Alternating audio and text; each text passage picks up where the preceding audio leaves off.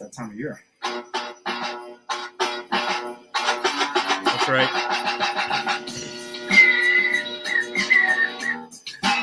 What's up, everybody? Welcome to a brand new episode of Granny's Peach Tea. We are at episode 44. Wow. It's Christmas time in Queens, where Jason and I reside. That's right. That's right. We reside as well as Mr. Peter Parker. As Peter Parker, so we have a very Queens, New York-centric episode of Granny's this week. Thank you for joining us. And they should all be Queen-centric. I have a feeling next week's show probably will be too. Oh, yeah. Thanks for joining us, whether if it's on the Facebook stream, if you're joining us on YouTube, if you're joining us on Twitter, if you're joining us on Instagram, or, the audio-only versions, wherever you found us. Always appreciate the support. Our opening song tonight, obviously, is Christmas in Hollis. And if you've seen Hawkeye episode 5 that dropped earlier today, trust the bro. And you know exactly why we're playing it. So, and if you haven't seen Hawkeye episode 5, you've got that to look forward to. And there's a segment of the show you might want to skip until you're done seeing that, because we're gonna spoil the shit out of that thing soon enough. It's gonna be spoilerific, and if you haven't seen it yet and you want to see it and you don't know what happens, just don't listen to us. Skip over that segment, come back, but go watch it because you won't be disappointed. Yeah. So. I'm Ed, if you do not know yet, and this is Jason, my partner in crime as always every week. That's right. Jason, what's up, man? What's going on? How's your week been? Week's been good, man. Week's been good. Just counting down the days to Spider-Man No Way Home, which is tomorrow. My students, they keep coming up to me, Mister, you got tickets, Mister? You when you going? When you going? I'm like, guys, I'm going 3:30. I am leaving school and literally going to the theater, and I am seeing it before any of them. And now actually what I've started doing is I've started going, guys, if you don't do your homework this weekend, I'm going to put up spoilers on the Google Classroom for No Way Home. So it's become now a bargaining chip to get my students to work. You're threatening them with so there's a lot of buzz, a lot of excitement. I actually had a student come to me when he was the night. Oh yeah, threatening them with spoilers. I like it. All right, I think my internet has gone out, so I'm going to try to switch internets. I'll be right back. Jason's going to reboot this one. So. All right. Well, okay. We got some comments. It isn't a show. It isn't a show if my internet doesn't go out at some point. Bert's got some quick comments here too. I heard we're going to hear from him tonight. What an episode! He was super blown away by the 5th episode of Hawkeye as well. Granting us so what's up, Bert? Thanks for tuning in tonight. I always appreciate it.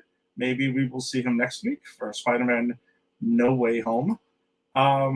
And tomorrow night Bert's seeing it tomorrow night. Nice. Yeah, we got our tickets for 4:00, and I will be seeing it in IMAX on Saturday morning with Tim and his son in Manhattan. So we're gonna have to go drive to Manhattan in the morning because we were just needed.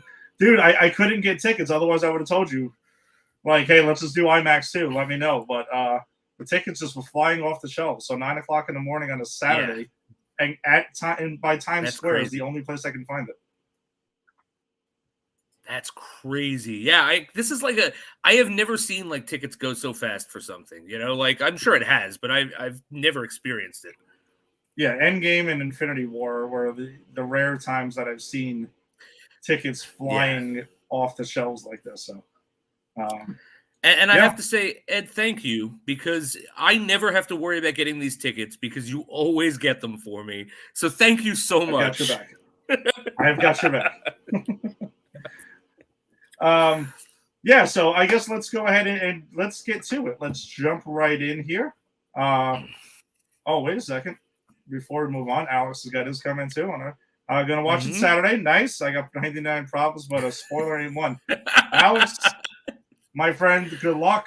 I wish you the best on not being spoiled. I am still spoiler-free. It has not been easy, but, we do what we've got to do. You won't have any spoilers here, though, next week is when we'll have our spoiler episode of No Way Home, and we'll give everybody a little time to check that out.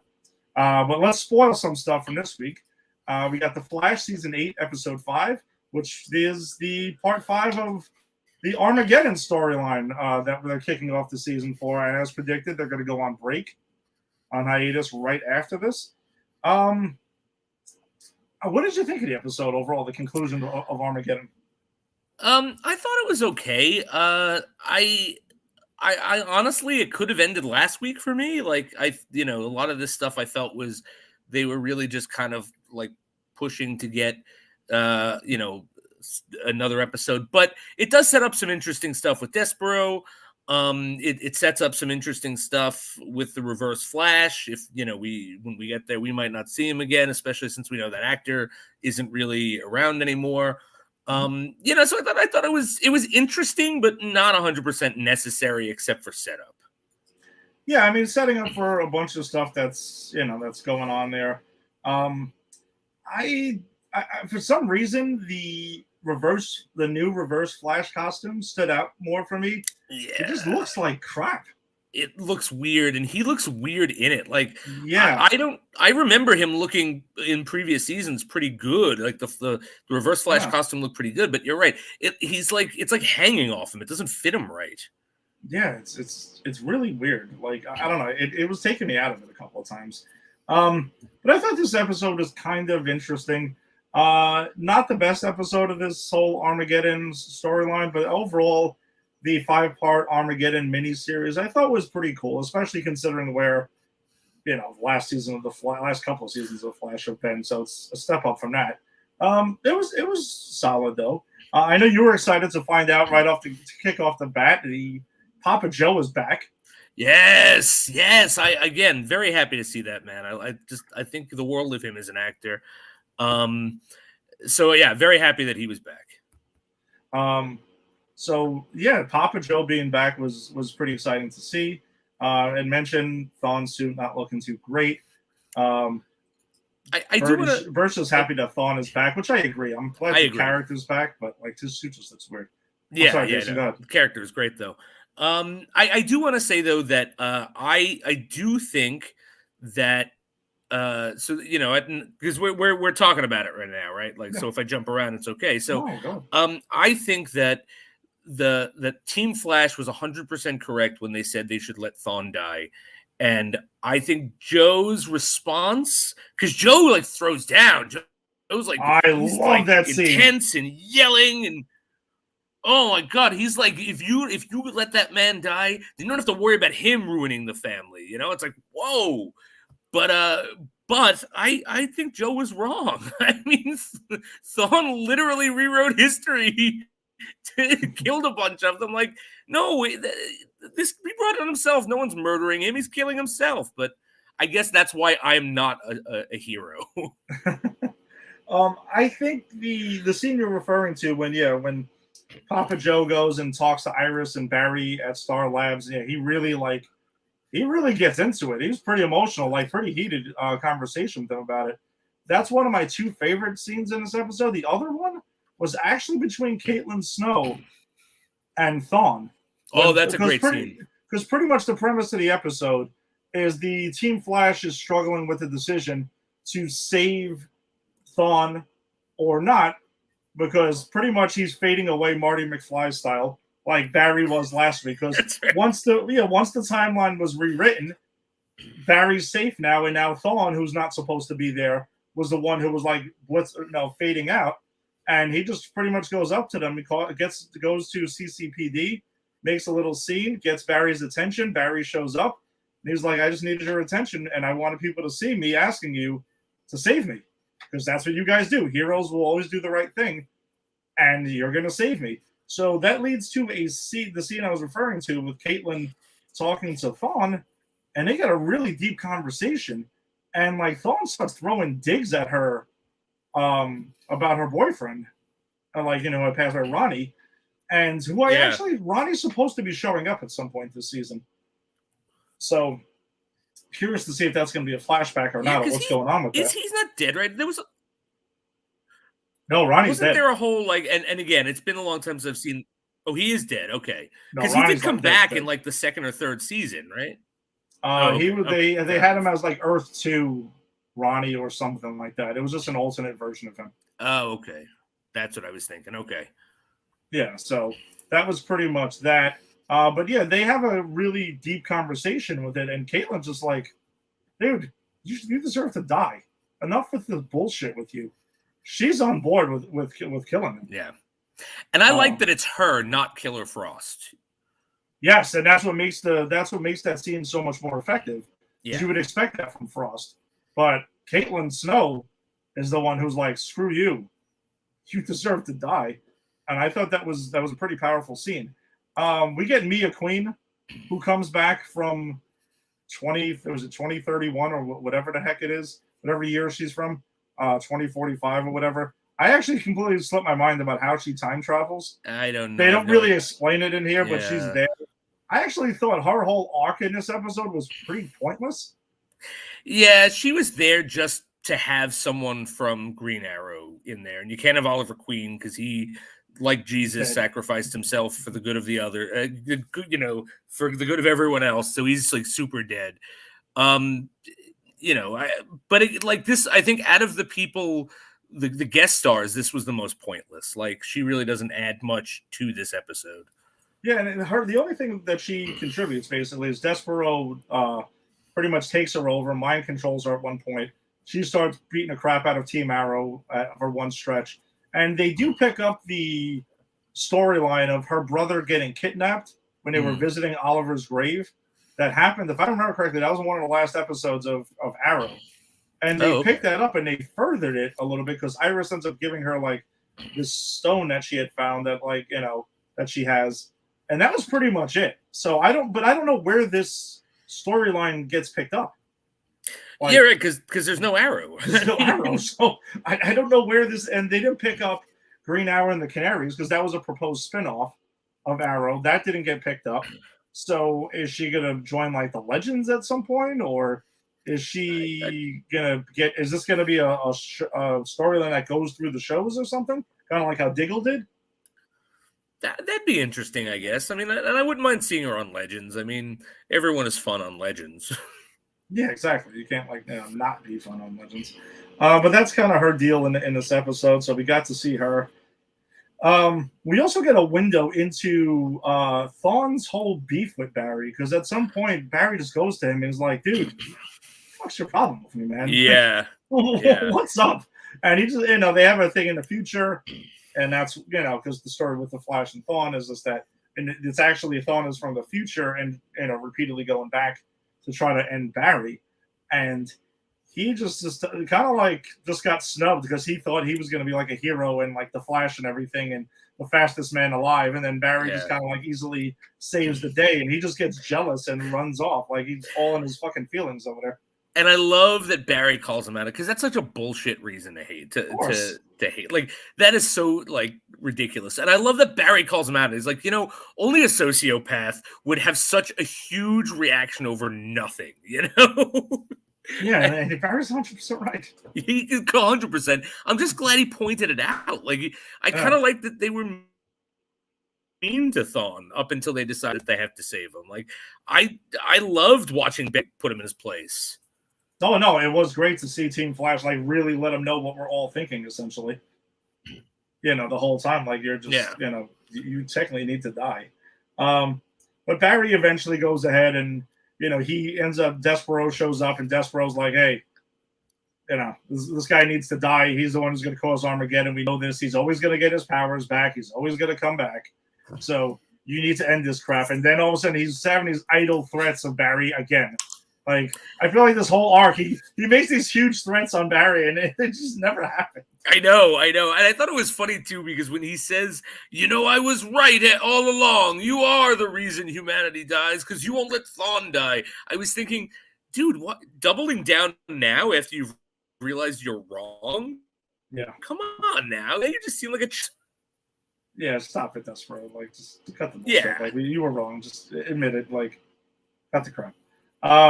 But yeah, so actually, Bird has another comment too about this. Thing is, because you're right, Thawne will always come back because by the end of the episode, he ends up doing the thing like that Black Lightning was doing to him 2 episodes ago, where he takes his lightning because they figure, hey, we can take away his speed, and then Thawne will just be a guy, and we can lock him in Argus. They name drop Cisco. That's eventually what ends up happening to Thawne, very unceremoniously, which really tells you that's not the last time we're going to see Thawne. There will be some friggin' way, to do that. One cool thing, though, is that the way Barry ends up like supercharging up and beating Despero, though, in a bad CGI fight, by the way. I thought that fight did not look great. He ends up getting the gold boots. Apparently, that's like more classic Flash costume. Yeah, that Chester is the one who ends up building, and he uses them to defeat him. So I thought that was kind of like a cool little thing to get more like back to classic Flash there. And at the end of the episode is a little bit of a cliffhanger because they cut to CCPD, and there's a bunch of pictures in the back of like past events, and the two cops are just kind of like, hey, it's gonna, things are gonna go back to normal, and then they close up on a picture of a bunch of policemen together, and it's from 2014, and then Bart and Nora, West Allen, Allen, whatever. They're pretty much Barry and Iris's kids that they will eventually conceive, because that's going to happen. Eventually. We're all waiting on the edge of our seats for that. But they show up in the picture. They materialize again, a la Back to the Future 2 style, or Back to the Future style. They show up in the picture, and then that's pretty much that. It kind of reminded me of the end of The Shining, when it's like it's Jack Nicholson in the ballroom in the 1920s. Like, you were always here. That's a pretty good one. My mind didn't jump there right away. But, that's exactly where I went. I like that. That's pretty good. So that's essentially that. So we're pretty much Flash wraps up for the Armageddon arc again. I thought it was pretty cool. Yeah. Not their best, but better than the crap that they have been laying on us for a while. Yeah, for sure. I mean, it doesn't hold a candle to like stuff in season 4 and 5, but I think it's the best we've gotten from Flash in a while. Yeah. So I'm looking forward to when they come back, and very curious to see where that storyline goes, because I have no idea where that's jumping to. So. Oh yeah, no, me neither. All right, so that brings us to a show that we've been trying to cover for a little while, but schedules just didn't allow us some guy to finish the crap. So I finished it. So Marvel has a new animated show called Hit Monkey that dropped about a month ago now. So the spoiler, I'll throw up the spoiler thing. If you haven't seen Hit Monkey or finished Hit Monkey yet, then you might want to turn this part off, or if you're interested. But it's a 10-episode series that dropped. Haven't heard of season 2 announced yet. We'll see where that goes, because this is like officially like the last of the Marvel TV era shows before they got handed over to Kevin Feige, because this was in production. They had MODOK, which we've gotten. Hellstrom was the other show. That was the last live action one. So these were all made for Hulu. There was supposed to be a Howard the Duck animated series that got nixed. Yeah, that got nixed. And there was another one, Dazzler and somebody. Oh, I would have been all in for that. I love. Oh, I know you would have been. That would have been right up your alley. So I'm sorry that we didn't get that. But Kevin Feige kind of put the kibosh on a lot of the ones that were in it. If you were in production, sure, let's finish it up. So I'm curious to see where that goes. But they were pretty much going to make this the Offenders branch, which I thought was actually pretty funny. And that I'm disappointed we're never going to see, because these are all like R-rated. Yeah. These are R-rated Marvel. This is R-rated Marvel animated stories. So I'm curious to know where Dazzler would have went. I could see Howard the Duck being similar to what we got with Hit Monkey, actually, because I'll just run it down real quick. Hit Monkey is completely bonkers. It's super hyper violent. Batshit insane. Yes, it's hyper violent. Is for language, for blood, for everything. I mean, there's no sex in it or implied sex or anything, but it's got everything else. It checks all the other boxes for it. And if if you haven't read the comics, I mean, I didn't read the comics, so I wasn't too familiar with the character going into it. But I actually had fun with this. I thought it was pretty cool. It's essentially about a hitman voiced by Jason Sudeikis, who is doing Jason Sudeikis things in this, which I like him a lot. I think he's hilarious. So it's pretty much what's there.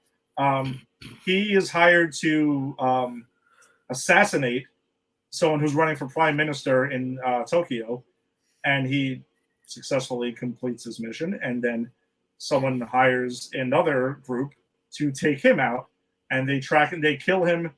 And when he's kind of in hiding and with a bunch of snow monkeys in a warm pool, and they're hanging around. So and they saved his life. Like they saved his life. Yeah, and he's living amongst them. Yeah, he's living amongst them because he's initially wounded.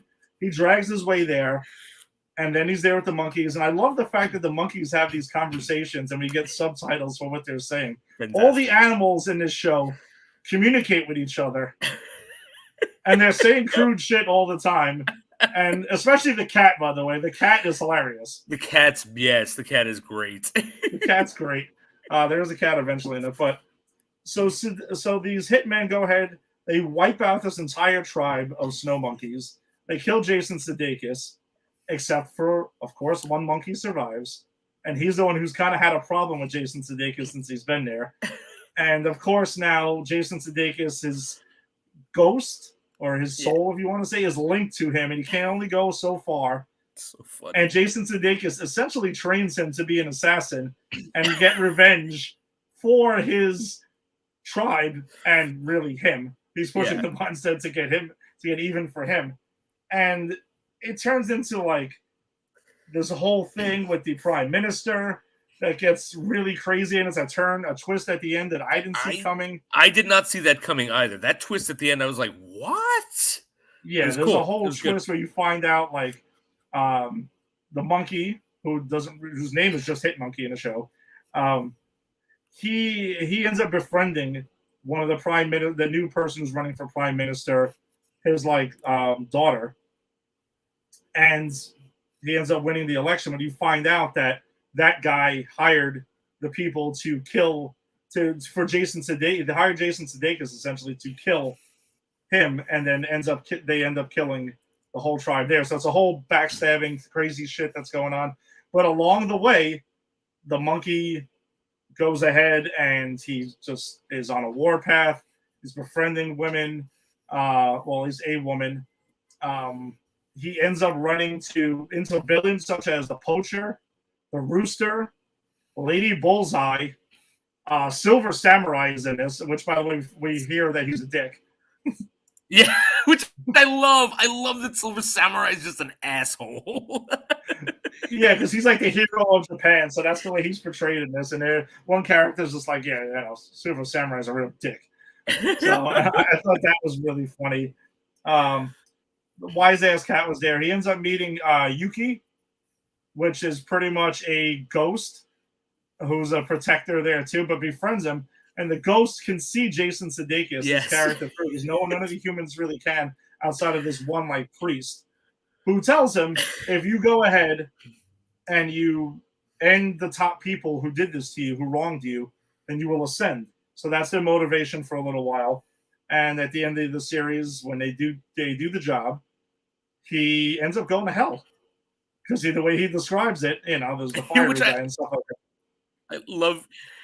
I love that. Like, he goes away and he's gone, and then if he just comes back and is like, I figured you still needed my help, and then he literally describes hell, and he's like, so this is probably a better place for me. Just thought that the reveal is hysterical, because of course this guy would go to hell. He's a terrible person. Exactly, he's really bad. But I think I actually think the heart of this show is really in episode 8. And episode 8 is one where we get his backstory. Yeah, that's when we get. Yeah. That's when we get his backstory, and we find out that he does have an interesting backstory, and there's like a kid involved, and he had a life and everything, and they show his father, and all this other stuff. So you do find out a lot about his backstory, and that's where the heart of it really drives, and the connection with the monkey is there. and he kind of comes back because then they do find out Lady Bullseye, and no, actually, is it Lady? No, Lady Bullseye throws the salt around him during the final fight in the last episode. But the monkey is kind of done with him for a little while too, and throws the salt around him, so he can't escape the salt. Which I think that's such a cool thing, because it's the way we get the background. Can you hear me? Yeah, good. Damn it, am I out again? I can hear you. Sorry, I got to switch internet. Give me 1 second. All right, so Jason's gonna go ahead and clear that up. Damn Wi-Fi over there. But yeah, if you're looking for a show just to have some fun with, and listen, it's a fucking monkey as a hitman who's going ahead and killing a bunch of people, and it's got plenty of jokes in it along the way. This is the show for you. Yeah, that's exactly it.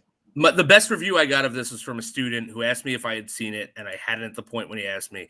And I went, well, I got to watch it for this podcast I do. And my kids are like 16, 17, they're 18, they're older. And I'm like, did you like it? And he went, it's a monkey assassin.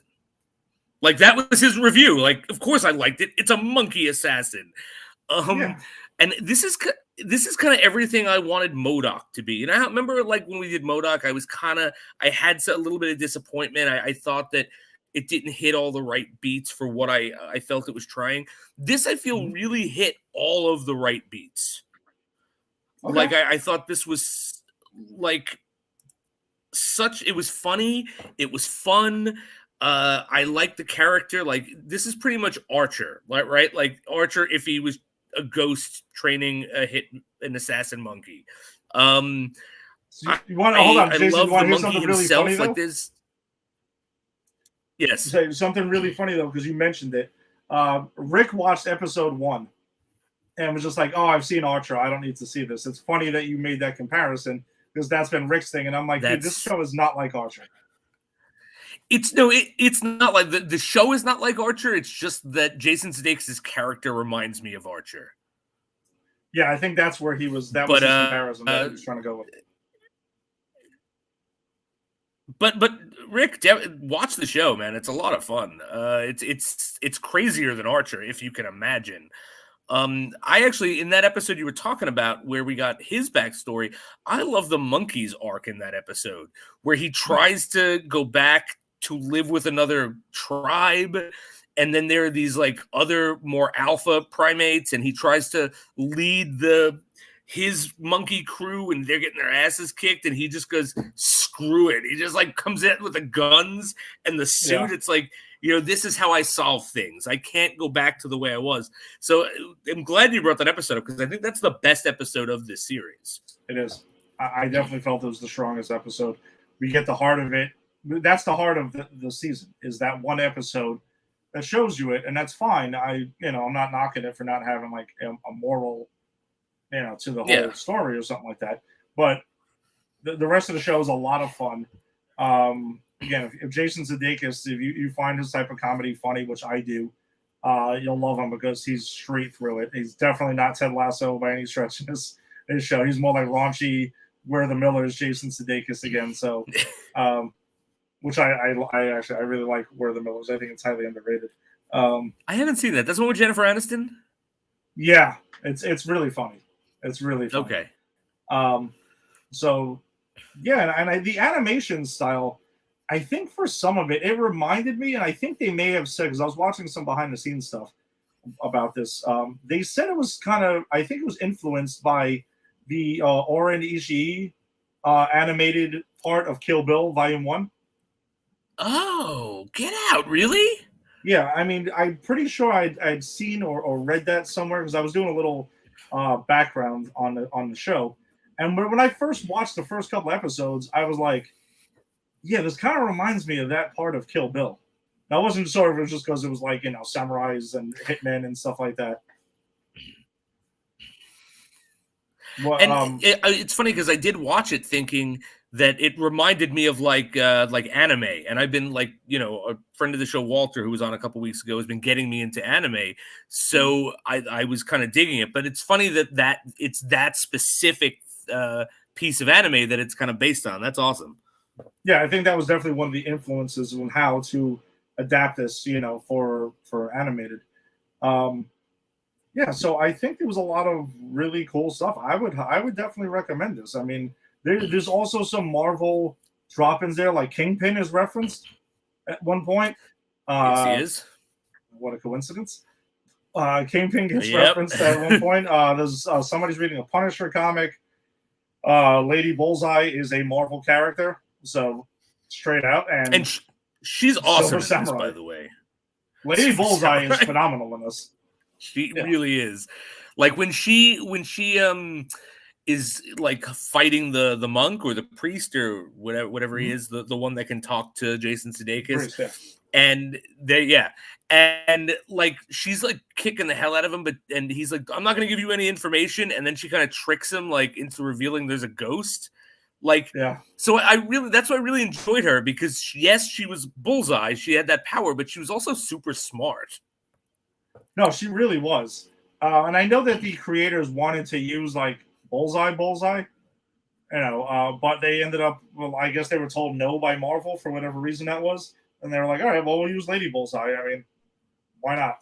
And to me, it's a seamless transition there, because I mean, they're pretty close in character, so I mean, why not? And I think it works better for what they do here, because at the very end, after the Hit Monkey kills the Prime Minister of Japan, right? Because he is elected by the end, his daughter, the one who like was Hit Monkey's friend and who was working on the campaign, she makes it apparent she's taking up the mantle. So I think it worked out better that they had Lady Bullseye, because I don't see them making that jump from Bullseye to this woman, but the fact that it's Lady Bullseye, it thematically made more sense. I agree, and then that character is voiced by Olivia Munn, so you're not gonna like get a big name like that to go in the show. It's only be around for a little bit. So I hope they get a second season. That would be pretty cool to see where this goes. But we'll see. That is to be determined with what Kevin Feige decides to do, because with the next thing we're going to talk about, apparently anything can happen now. Yeah, with Marvel Studios, anything can happen. I think what we need to call this is the J. Jonah Jameson phenomenon, because we'll get to it. But J. Jonah Jameson, the character in the movie we're going to do tonight, and his appearance, this sets this trend for like what we're now seeing, right? And then there's J. Jonah Jameson, and then we get the announcement of Charlie Cox, and that brings us right into Hawkeye tonight. Yeah, that brings us into episode 5 of Hawkeye, and right on time. Charlie Cox, and that brings us right into Hawkeye. Buddy Tim, Tim's eating ice cream and he's got our audio on in the back. And right on time. Charlie Cox, and that brings us right into Hawkeye. Tim's Yes. You with us? You brought me in early. I was eating my ice cream. Oh, sorry about that, man. Tim, what's going on? You pulling a triple header tonight? Triple header, baby. It's how I like to do it. All or none. All or none. Tim, when you coming on Double O Deep Dive? I want to go on one of the wackier ones, like your Moonrakers, or one of those crazy ass ones. Oh, sweet Jesus! All right, yes, exactly. All right, we'll talk then. It's a Roger Moore one. We got time, but we'll talk. I'm very excited for that. Let's put it this way: Jaws has to probably be in that movie, one of the movies that I'm in. All right, so it's either Moonraker or The Spy Who Loved Me. So we got choices. I'll do both if you want. Yeah, so I guess let's get into the episode of Hawkeye. If you have not seen episode 5 of Hawkeye, spoilers all over the bottom. Spoilers are coming your way. We're going to spoil the shit out of this. Come back and check us out at another time if you don't want it to be spoiled. Hawkeye Comics Accurate has officially arrived via Jason. So he has, and he's saying this is a spoilerific thing. All right, so you have been warned. The spoiler warning is in effect. So I think the first scene I want to talk about with this episode is the beginning. Right off the bat, they flash back to 2018, and we catch up with Yelena after we saw her in Black Widow, and she's going around and they're freeing other women from being under the mind control of being Black Widows.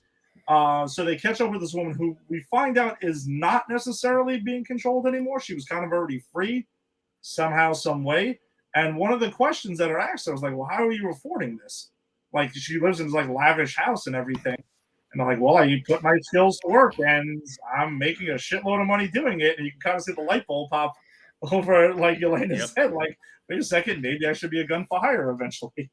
Or at least I want to say, I love their friendship because those two women obviously have a friendship because they break in, they fight, they think that they're coming for one another, and then they spray her in the face, and she makes the comment about, you ruined my rug because it's this red like dye. Yeah. And then like you just cut to them sitting there chatting like, oh, so you've been helping people, and it's like, oh yeah, they're really friends. That's kind of awesome. And then when Yelena gets back, which I'm sure we'll get to, that also is furthered. Yeah, so it seems to be a Black Widow thing to kind of casually have this conversation with people while you're fighting them and about to kill them or not kill them. But yeah, so Yelena goes to use the bathroom, and the snap happens, and she gets blipped out of existence, but then comes right back. And then I thought it was really cool the visual way that they described it, where the walls change color and everything like that, because this is the first time we've seen someone being blipped from the person's point of view. Like they've alluded to things like in WandaVision and Spider-Man Far From Home, ironically, which is our movie tonight. And that's when you've seen these things. But from the point of view, it was pretty wild how that came to be. That's why I love that scene. So we finally get to see what happens when someone blips and they come right back. To them, it's instantaneous. Yeah. A la, the DeLorean from Back to the Future. But to everybody else, it was 5 years. And yeah, I thought it was finally we got to see how they would react to blipping back after just a couple seconds. So yeah, I really dug that scene a lot.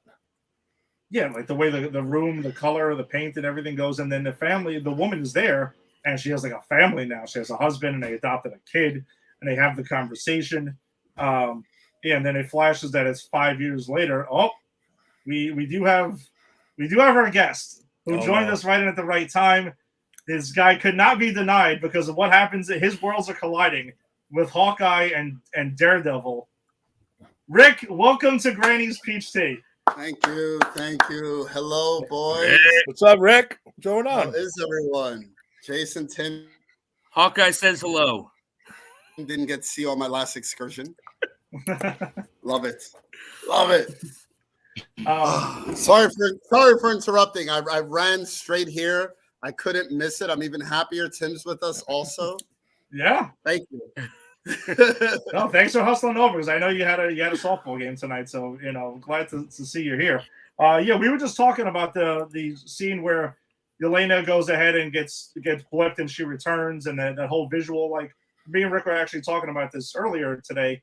That it's the first time we see the point of view from someone who was blipped out of existence, and then they come back 5 years later, and there's pretty much a heartbreaking thing though, because she goes to the woman that she was trying to rescue. She's like, I gotta find Natasha. Natasha, I gotta let her know that I'm okay. And then it cuts to the Marvel Studios thing, because it's almost like another gut punch, of emotion there, because we know obviously what happened with Natasha. I'm sure she found out at that point. Looks like Jason's having some technical issues there. Then, Rick, what did you think about that scene? Oh, I loved it. Yeah, no, it was. I love the scene. Like you just, we'd never seen it from that perspective before, so it was just that quick. And then, in other films, we get to see the ramification of all those people coming back. So that scene, I feel like it went really full circle. One thing I wanted to bring up that I mentioned, I was thinking about it. That scene really reminded me of Silent Hill. When they, Tim, have you ever seen it? I know Eddie's never seen it, but that kind of like acidy melting in between the two.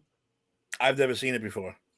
Oh, Well, I'm on an island. Well, no, go ahead. No, Rick, recommend it because I'm sure there are other people who are watching this who or listening to this that have seen Silent Hill. So I mean, you know. Oh no, I highly recommend the first Silent Hill film. You know, it's based off a video game. Kind of has nothing really to do with the video game, but excellent horror film if it would have been on its own. Either way, I don't want to digress off subject, but I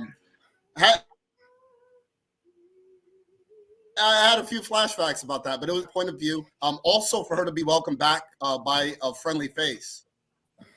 Her blip back could have been in some really bad situations depending on what she was doing.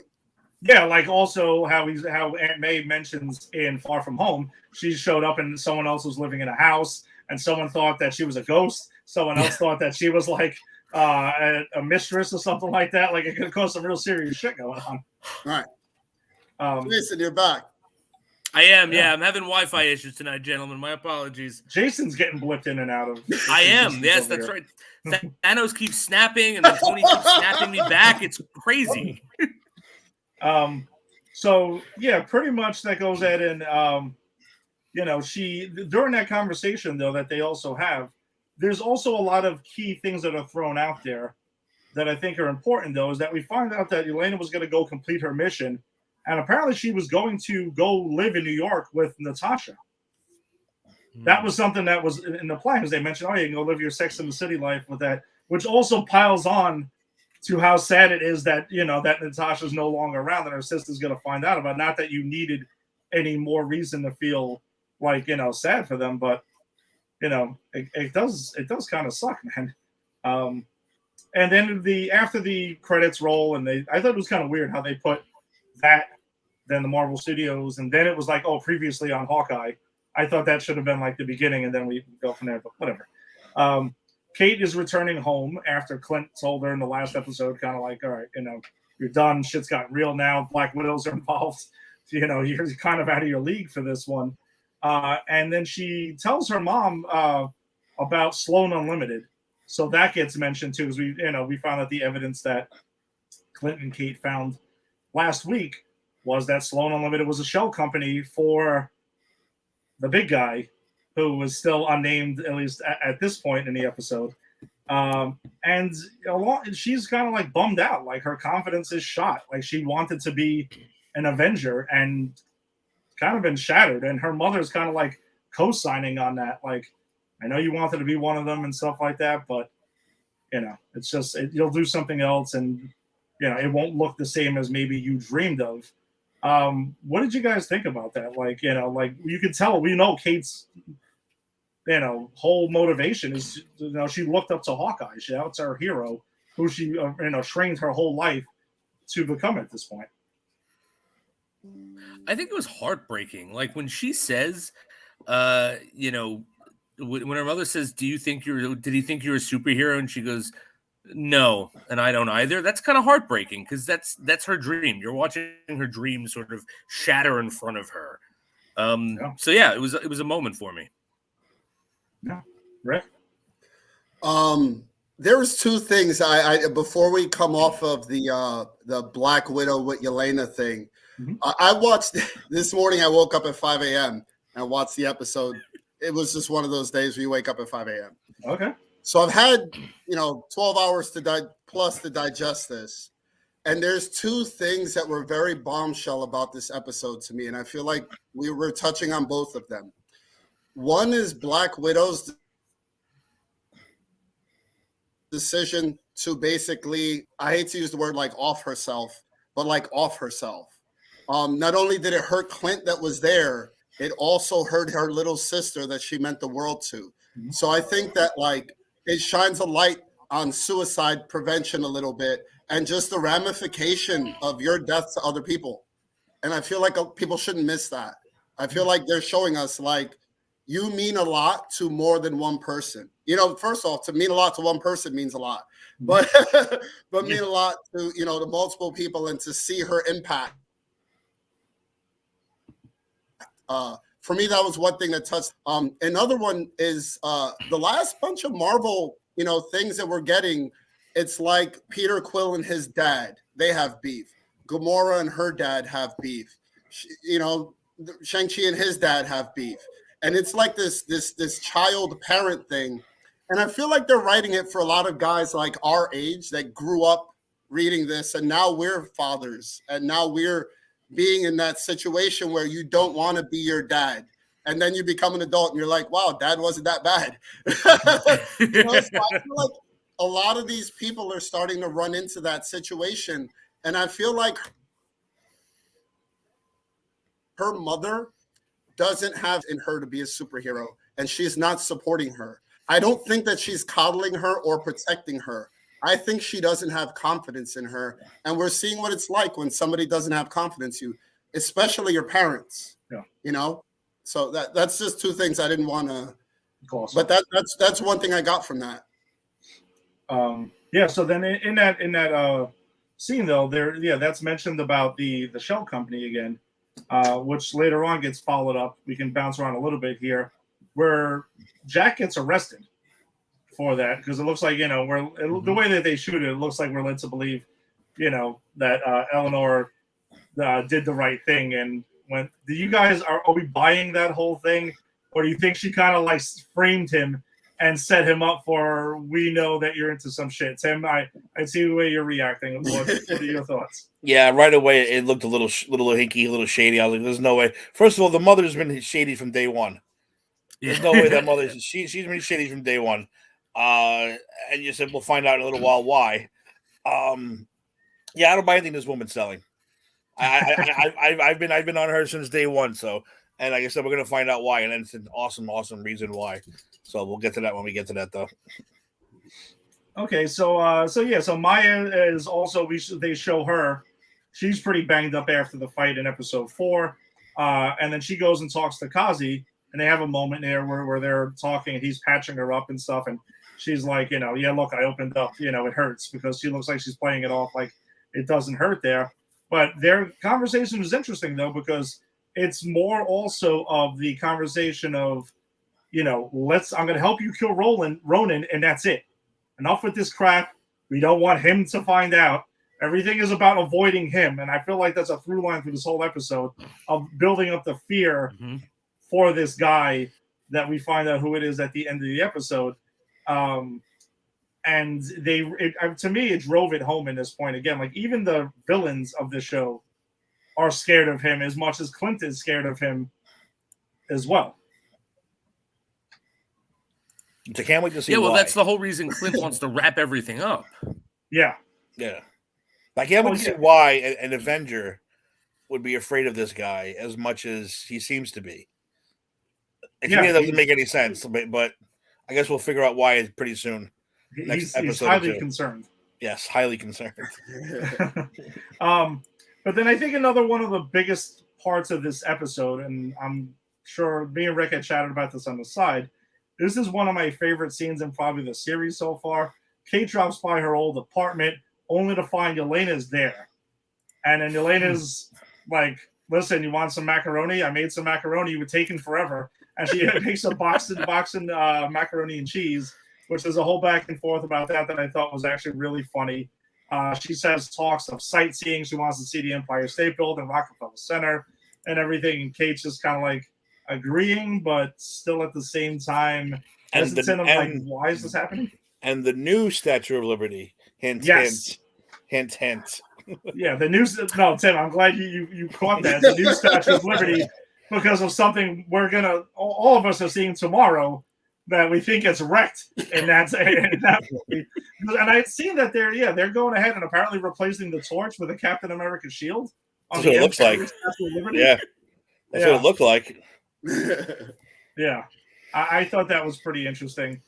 But then throughout the conversation, though, Yelena is like calling her by her full name of Kate Bishop.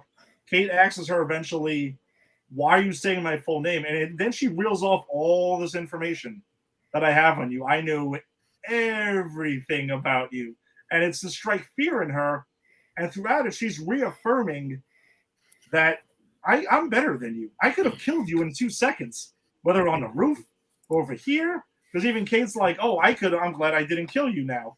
And she's like, you killed me, and starts laughing at her. Yeah. And I Which also think love when is she great. offers her the macaroni and cheese, and she's like looking at it, and she goes, "If I wanted you dead, I would have killed you when you opened that door." Like, she's just so Yeah. matter of fact about it. Yeah, and even Kate's like, "Well, I wouldn't have had a chance to open it. No, you Yeah. wouldn't have had a chance to open the door. I would have just killed you right then and there." And then they get into the conversation where they start talking about Clint, and Yelena just like it turns very quickly. Then very serious, and then she explains, "Oh, I'm not here to talk to Clint. I'm here to fucking kill Clint." And they start talking about Natasha, and you can see her pain coming through. And Rick and I were talking about this earlier. I think the most fascinating thing about Yelena in the scene and Florence Pugh in general is that she goes from like comedic to like this weird, like chilling, like matter of fact assassin, and then she's like really hurt and painful all in one scene with Kate. What did you guys think of the scene? Well, the one thing interesting about that too is because we've been wondering this since the Black Widow post-credit scene is how does she know? How do they know what who did what as far as being on the other planet when who sacrificed what?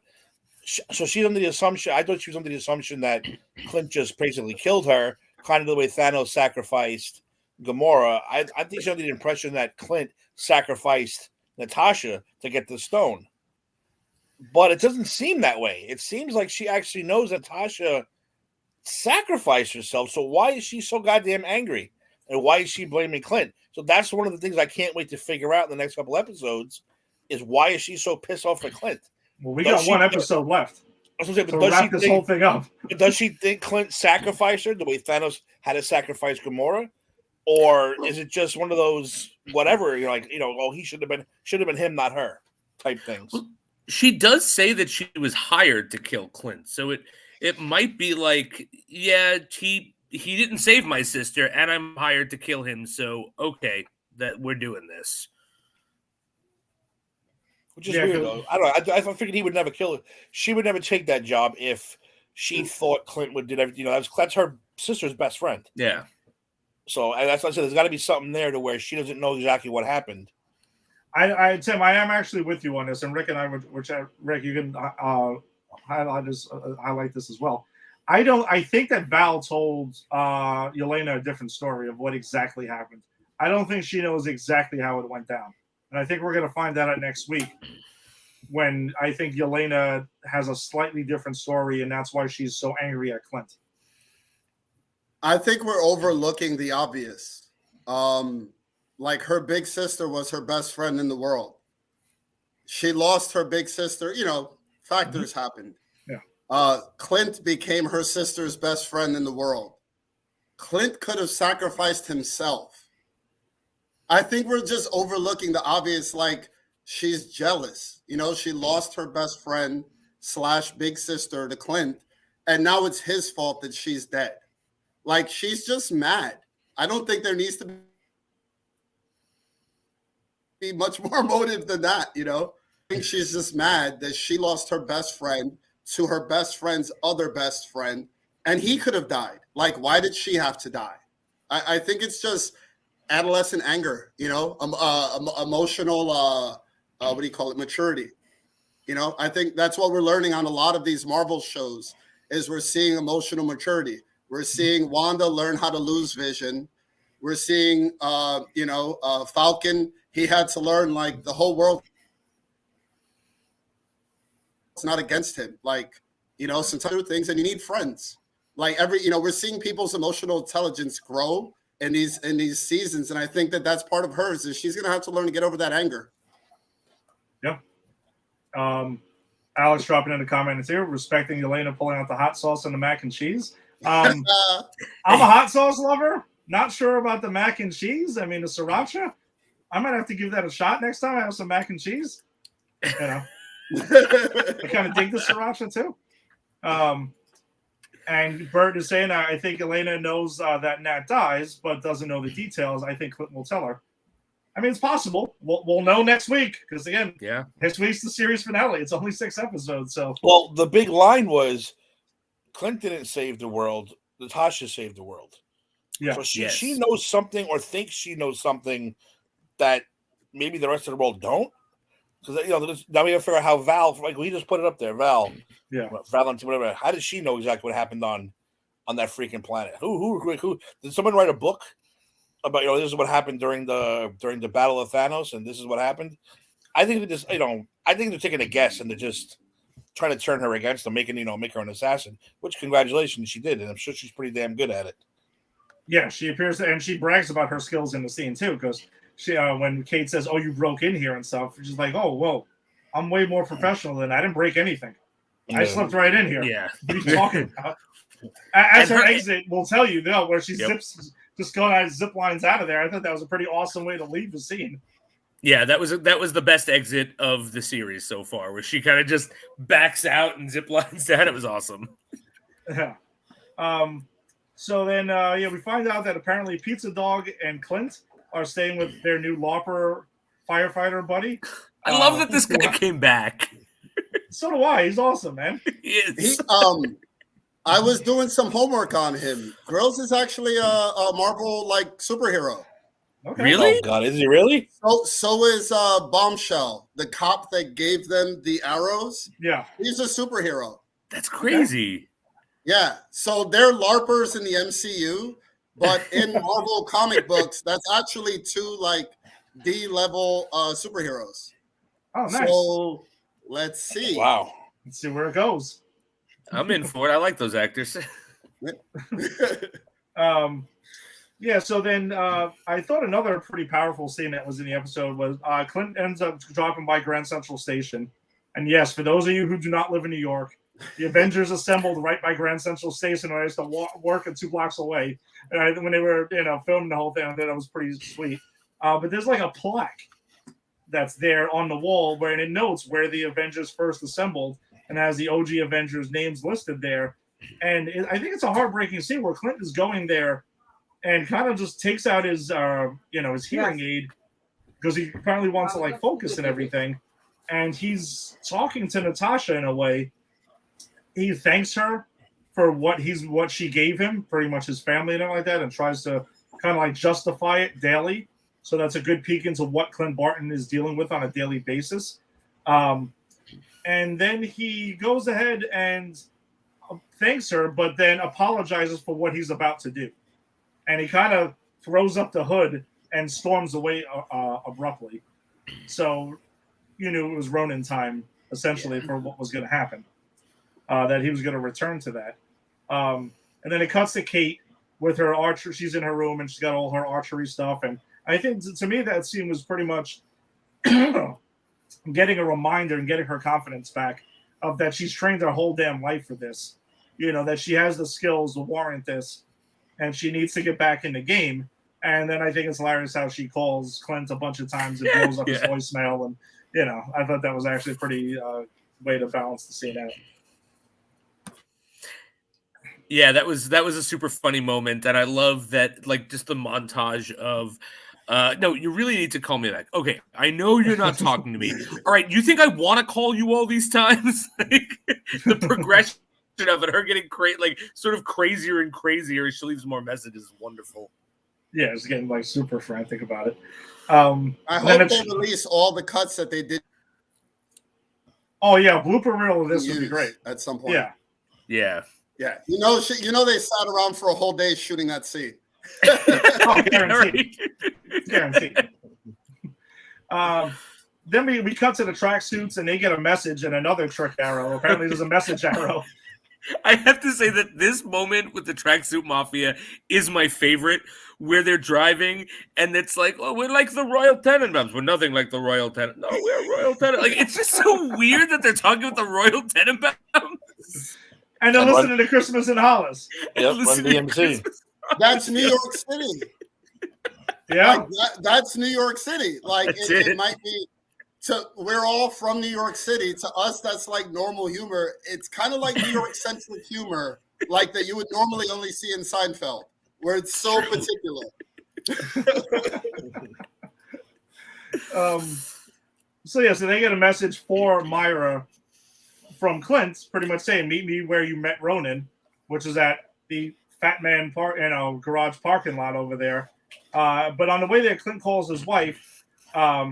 and pretty much, he wants to end things with her because he's just like, hey, listen, if I don't end this now, he's gonna find out, and then shit's gonna hit the fan, and they could come after his family because they drive that home that they're far away and they're very far away because he wants to protect them.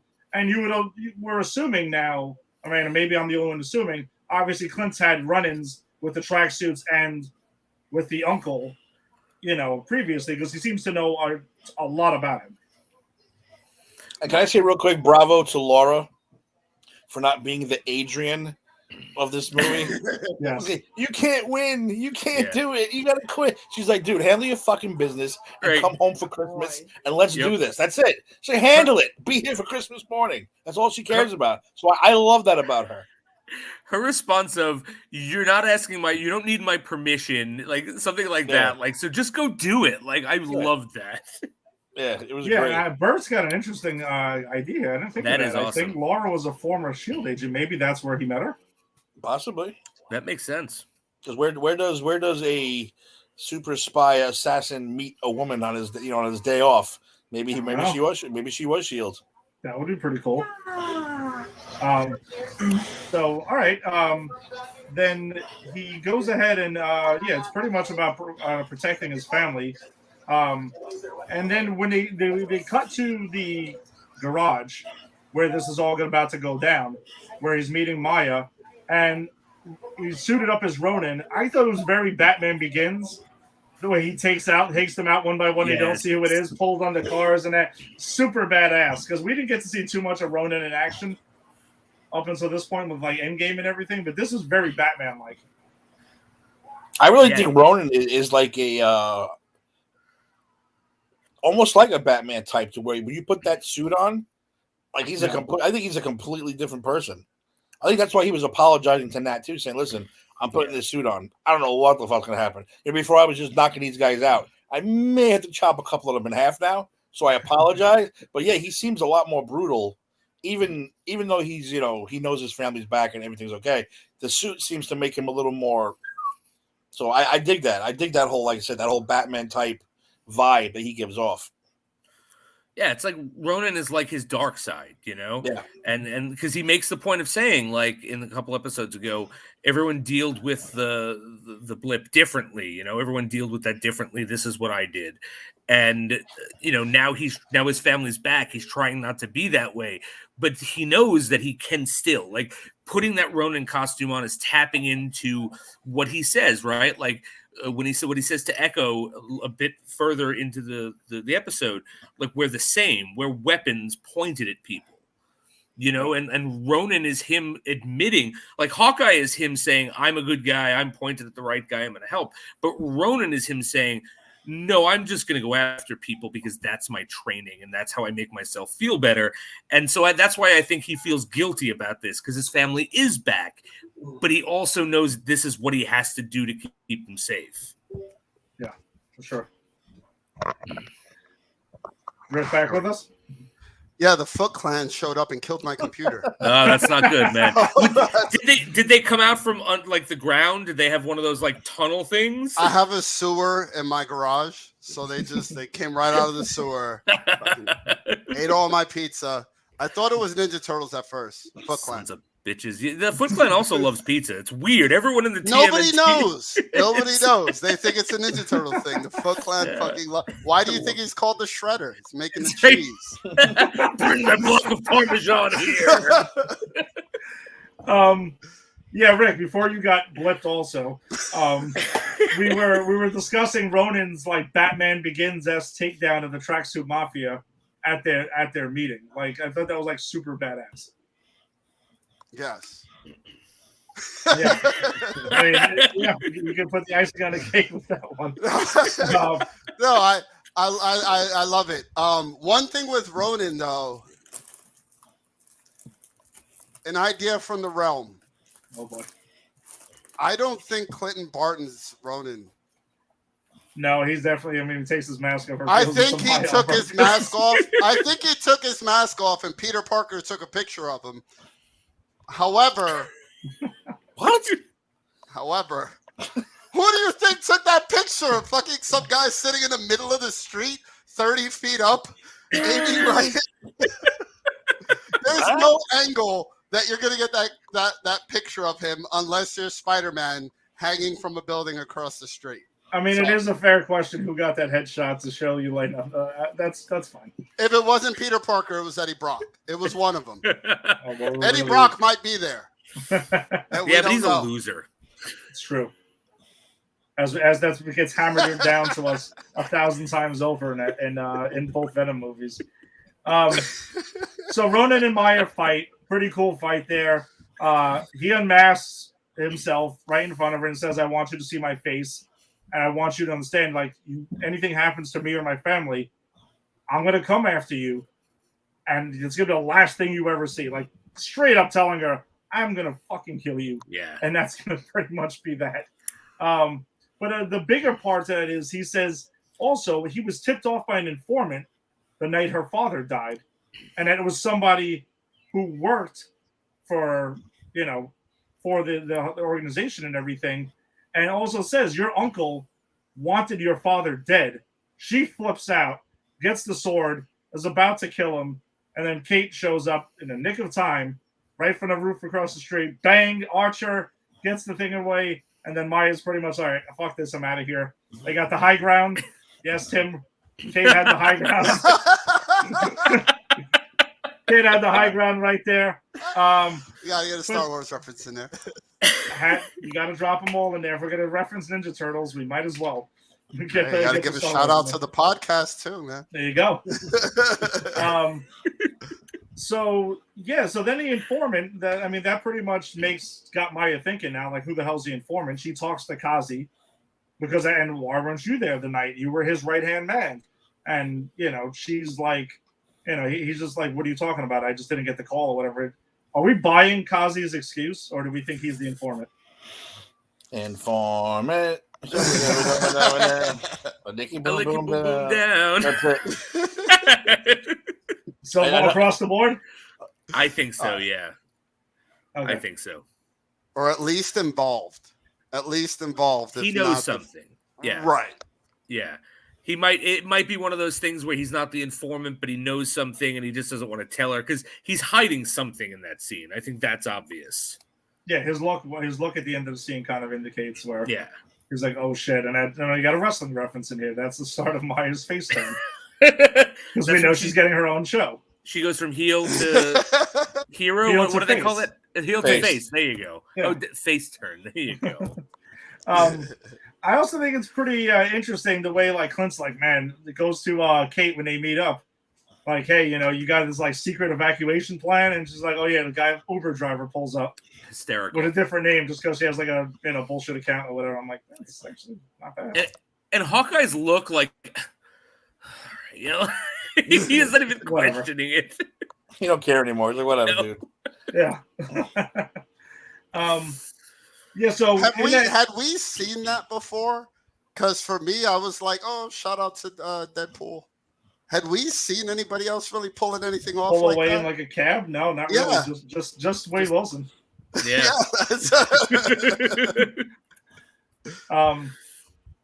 So then during their Uber ride or Lyft or whoever the hell it was, Kate goes ahead and tells Clint about her conversation with Yelena. And then there's obviously Clint's reaction is, oh, Yelena, that's the Black Widow and like that. So he's clearly aware that Yelena existed in the past, and they've had their conversations. We don't know how much he knows about Yelena and everything else, so I'm sure that'll be touched on in the finale next week. But in the big scene at the end, our heroes are having breakfast, and it looks like everything's going to be sunshine and rainbows in the end. And then Yelena apparently was tracking down. I think she was going to track down Kate's mother to go ahead and leverage her in some way. Yes. But then it's like, oh, shit, that's the woman that hired me. And has a picture of her and sends it to Kate that she gets during her happy breakfast and everything with her having pizza dog dance and all the other stuff. And it's a picture of Yelena Bishop with Wilson Fisk. Yes. And not just any Wilson Fisk. Vincent D'Onofrio Wilson Fisk. Yes, he's there. White suit, black pants, got the cane rocking. Oh. Bert So screaming good. at his pillow at 3 a.m. at the Wilson Fisk reveal. I love it. Yeah, that was a pretty big thing. And if you weren't sure yet, Clint goes ahead and is like, yes, that's Kingpin. So you get the visual, you get the name reference here. So it's all there. And Bert is screaming. Maybe somebody's screaming at us right now that we ruined the big reveal that's there, but tough shit, you have been warned. Like 20 times. Hawkeye himself warned you. Exactly. What did you think of the whole big reveal? Because it's one that we all knew that was coming. We were all expecting it. We talked about it on here for weeks. But then you get the satisfaction of being like, yes, it was right. The breadcrumbs were there. This isn't fucking Mephisto again. We didn't get Mephisto. Don't Tim, discount how Mephisto just yet, though. No, you know what? Well, You know what this does? So quick on that. Do you know what this does too? This helps Spider-Man also, because you've been hearing all the things, and people are denying it left and right. But then like, oh well, this was correct. So how about all the shit that we've been hearing about Spider-Man? All the shit we've been hearing about Doctor Strange? You're like, oh well, some of it's got to be correct. It's got to be pretty much. Yeah. So I think that's pretty awesome. So I love the reveal. And let me tell you a quick funny story real quick. I'm watching this and I'm in the elevator at work. I'm running the elevator. I'm watching it on my phone. And just when she says the phone, this is the picture, I got a call. So I turned my head away. I did not see it was Kingpin. and then when I turned back, it was the credits. I'm like, oh, it's over. And I put my phone away. I'm thinking I watched the whole episode. My kid calls me, Dad, did you watch Hawkeye? I was like, yeah, I watched it. What'd you think? I'm like, yeah, it was pretty good. He goes, Kingpin, right? I said, what? He goes, Kingpin. Did you see Kingpin? I was like, I didn't see no fucking King. What are you talking about? I had to go back and rewatch like the last 15 minutes. I was like, holy shit, I can't believe I missed this the first time. So he kind of ruined it for me, but he also hooked me up because I'd have no idea what you guys are talking about. I think you're all crazy. Oh man, I would have really hoped that you would have came on the show tonight and missed that one part, and we just would have spoiled the shit out of it. You were talking about it. You're like, well, you guys. Wait, the Kingpin was in that? Yeah, I guess smoking. I would have been looking in the background, like, where the fuck is the Kingpin? It's like, where's Waldo? Where's the Kingpin? Is he eating lunch? Like back there? What the fuck are you talking about? Rick, now that we have it here, and like Tim was mentioning the Charlie Cox thing, now I guess we have more of an expectation that we're going to see Peter have a specific lawyer in the movie tomorrow. Still, I understand if it doesn't happen, dude. This is like, I thought this was my week getting a new Spider-Man movie, dude. You're getting Hawkeye crossing over with Daredevil in the MCU essentially. I think you know what it is. You know how people believe in karma. So like that Ben Affleck Daredevil movie, it's just right in here. That's rough. You know, but I grinned and bared it. I carried my cross all these years, and then now, you know, I get Daredevil in the MCU. And my Daredevil, like everyone's Daredevil. Like how amazing is this guy? Yeah, like, it's pretty wild. I think and Hawkeye. And that's what I'm trying to tell you, dude. Hawkeye. There's a chance. There's a chance next week, in a weird way. What do you think? Does Matt Murdock show up maybe next week? I think Matt Murdock's showing up tomorrow at 3:30 at AMC Tyrone. But I'm hoping that next week, Clint Barton goes to see his Dominican barber and brings back the hairdo. I hope that's the big reveal. That's the reveal that haircut's back, the Ronin cut? For next week is he goes to visit the Dominican barber to meet him. David Ortiz is playing the role. It's Let's not go that far, please. So I think this is something we do need to talk about, though. Jason, I want to kick it off with you because I know we've chatted about this a little bit, and Bird is dropping in a comment here. He has a theory that Fisk and the other Netflix characters, we actually talked about this over a few beers. We did. On Saturday night at Arcade. So I think the big question, guys, though, is D'Onofrio playing the same Kingpin that we all knew because all of us watched Daredevil all three the seasons? Is this that Kingpin, or is this just kind of like J. Jonah Jameson and the same actor reprising a role but playing a slightly different version of it? I think if we're getting Charlie Cox as Daredevil and we're getting Vincent D'Onofrio as Wilson Fisk, I think they're playing the same characters. They might change some things, right? Like they might retcon some stuff, but I think ultimately we're not going to get a Daredevil origin story because also we don't need one, right? Like the same reason we didn't get a Spider-Man origin story. This is their way of saying, okay, we don't have to give an origin story for these people. Everyone's seen the Netflix thing. We know that because there are petitions telling us to keep these actors. So I think that it's going to be the same, but retconned in any way that they see fit. Okay. Tim, you think this is a newer version, or do you think this is picked up from the MCU? The Netflix shows. No, I think it's picking up from the Netflix just because I like Bert's idea of them being snapped. Maybe that explains why they were gone for so long. But I also don't think that the Netflix characters want to be the big superhero. They don't want to be an Avenger. They don't want to they just want to be in their neighborhoods and just be left alone. Because that's one of the basic things. Other than the Punisher, who knows what the hell he's been up to. These people probably got a higher body count than Ronan does during that blip. But I think they're the same characters. I think because they mentioned a lot of MCU stuff during those shows. They did. So I think it's going to be the same guys, and I'm super excited. Rick, do you think they're newer versions, or do you think that they're going to just keep the Netflix backstory? I think they're going to. I think both of these guys hit it on the head. I think, like, not only are we getting the same actors, we're getting both sides of it. I think they have to be the same people. But how fun would it be if, like how Venom might be showing up tomorrow? Mm-hmm. How fun would it be if it was a Kingpin that was unrelated that just came up? He kind of. How fun would that be? Like it'd be interesting, but I think it'd be bad writing. Okay. So you're other universe Kingpin would have to kill the MCU universe Kingpin to wipe him out, get him out of the way. So there's a lot of questions here. Well, right. That's another thing too. Yeah. So I think to also talk on these points though is that perhaps the heroes of the Netflix shows were snapped, but not the Kingpin, because this also ties into a question that Alex had here that I guess for some who are not, maybe we're wondering, how does Clint know who the big man was?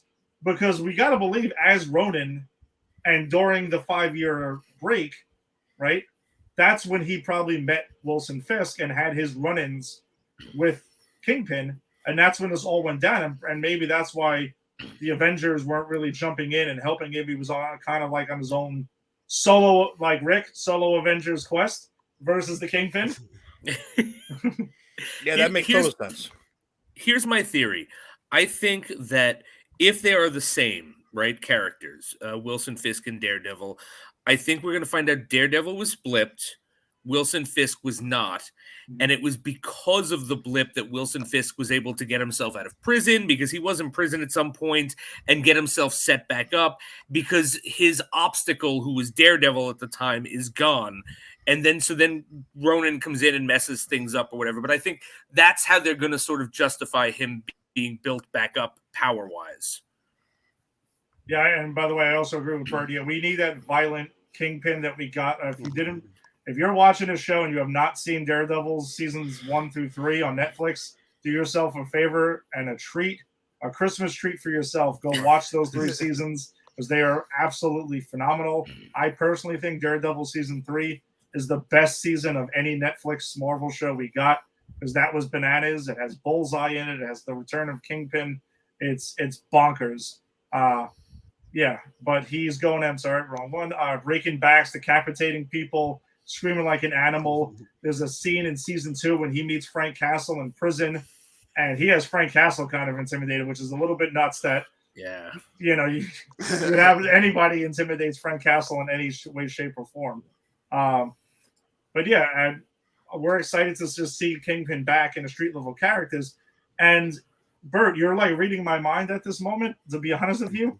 How would we want to see Vincent D'Onofrio? Because they've hinted at him and Tom Holland have played games back and forth about this crap over the years. this Kingpin fighting Peter Parker at some point? Yeah, you know why? I agree with that because I think after this trilogy is done, which obviously is tomorrow, I think they're going to put Spider-Man back into the friendly neighborhood Spider-Man, New York. You're not going to see as many crossovers as far as the big guys, your Thors, your Doctor Strange. Even though they all live in the same city, we have to start ignoring that stuff. I get it, but you very may well see a Daredevil Spider-Man type thing where the local guys are gonna start going together, and just like during the 5 years of the blip, Natasha, Cap, they were all worried about big stuff, and here comes Ronan, like, no. I'm gonna get all these little street level bitches, criminals, and I'm gonna take their asses out. And I said that's probably how he came across Fisk, how he knows who he is, and the fact that Clint's a little scared, that makes it very interesting because I don't see them being scared of anybody, but he seemed all very worried about the Kingpin. So I can't wait to find out what happened during that 5 years. Are we all writing off Mustachio? Oh, swords. Well, we talked about Swordsman. Do we think he is a villain, or do we maybe think he was just a patsy to misdirect us earlier in the season to get us off the scent of Eleanor? I thought he was the villain, and now I think he's the patsy. I think he was the sort of, hey guys, look over here, not over here about the important stuff. Okay. Yeah, the circle game. So you look over here, but meanwhile, I'm down here with the circle. You haven't see it yet. You haven't seen it yet. Nope, there it is. There it is. I've got a pretty intimate relationship with that actor from his work in Better Call Saul. I have a hard time believing they're going to bring a guy of his caliber into the show and not use him. No, this actor he can play a vicious villain. I've seen him do it. I think it'll be a waste of his talents if that's what they did with him. So do you think are you on board with him still being a villain that's involved with Fisk, or do you think he is Swordsman and is just super fan of Hawkeye also?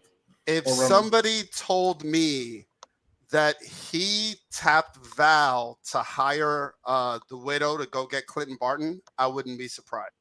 Okay, interesting. I like that. He's rich enough to do it. Oh, absolutely. He's got motive. He's got motive enough to do it. If someone were to tell me that, I'd believe him. It makes sense to me. Like I said, I have a relationship with that actor. I've seen him be a badass. I don't think they brought him in to not be a badass. Okay. But you also think he just might be Swordsman? Well, yeah, he could also just be a cool-ass swordsman. So that. Well, no, that's what I'm saying. Like the character, like Rick, we talked about this offline. That he's just kind of like a Hawkeye super fan. It could be either way, but I don't think we've seen the last of him. That guy, his range is too good. Yeah, his range is too good. I don't think they brought him in to be a joke for 8 minutes of total screen time and just write him off. I think he's either going to be like badass swordsman. Or, like I said, Jason, you missed it, but I said if someone were to tell me that he was the person that tapped Val to hire the Widow to kill Clinton, I could believe that. Yeah, he's rich, I don't want to overlook him. I also don't want to make things up, but I don't want to overlook him. Yeah, when he gets arrested, he seems very at ease and comfortable with this. Like with everything. Well, he's too cool. That's his trademark. He's unplussed at everything. Like he's like, this is a misunderstanding. I would have done the same thing. I would have called it on me too. We'll figure it out. Though, like he's just nonplussed by everything. Mm-hmm. Nice. All right. So we'll see what happens next week. I just can't believe that this is only 6 episodes. Now I feel like we've hit it's picked up momentum so much the last 3 weeks. And now it's like, oh, wait a second. We don't get 9 episodes like WandaVision, or no, that's it. I'm hoping we get a season 2 then, at least, or something. I hope this isn't just a one and done. I doubt. Yeah, I want to see more of Hawkeye, and I think Hawkeye, like this Hawkeye, I think is better served on the television media than he would be in a movie, because you can have, and Ed, we were talking about this too, I think on Saturday, like there's more nuance, there are more things you can do with the character in a television show that you just don't have the time to do in a movie. So I think it would be a waste if they didn't give us more Hawkeye on TV. I like his idea of the West Coast Avengers. I know he threw it out there. But I mean, She-Hulk is going to be there. Yeah. Like Ant-Man kind of exists already. What's Paul Rudd doing? Like a lot of the Paul team Rudd's everywhere. Yeah. Sexiest man alive. Yeah. Yes. Like a lot of them have already out there. Vision is still around. Scarlet Witch is around. Like, yeah. I mean, it's not. The West It's Coast not is still there. The West Coast exists in the MCU. the I West mean, Coast. Rick, we have Avengers and we have the West Coast. Rick, the way the MCU's heading right now, we're gonna be shocked all of a sudden randomly if they're like, "Hey, listen, the next Avengers movie you all thought was gonna be Secret Wars? Nah, it's just gonna be called West Coast Avengers. We're gonna keep it going." And we'd all love it. Let's be honest, we'd all love it. We would. I just want to know if Charlie Cox is still living in. It's going to be the Sinister Six Williamsburg versus the Warriors, and we'll all be there front row. We'll get Wonder Man. Why not? Finally, if there was a guy that needed his own movie, it would not be Wonder Man. That's the answer to your question. No, Tim. Yeah, you might. Maybe we'll run into Charlie Cox on the L train again. I have a great picture of him sitting on the train, but I didn't want to bother him. Next, I said I only give celebrities one shot at peace. If I see them again, I'm going after them. So if Charlie Cox is still in Williamsburg, I'll get him. I'll get him. That's like a catch if he and doesn't release get you policy. first. Yeah. Well, Ed, remember Jennifer Garner? Remember we saw Jennifer Garner? Yeah, no, we did. She was chasing her kid. I let her go one time. I said, next time, she's mine. And I never saw her again.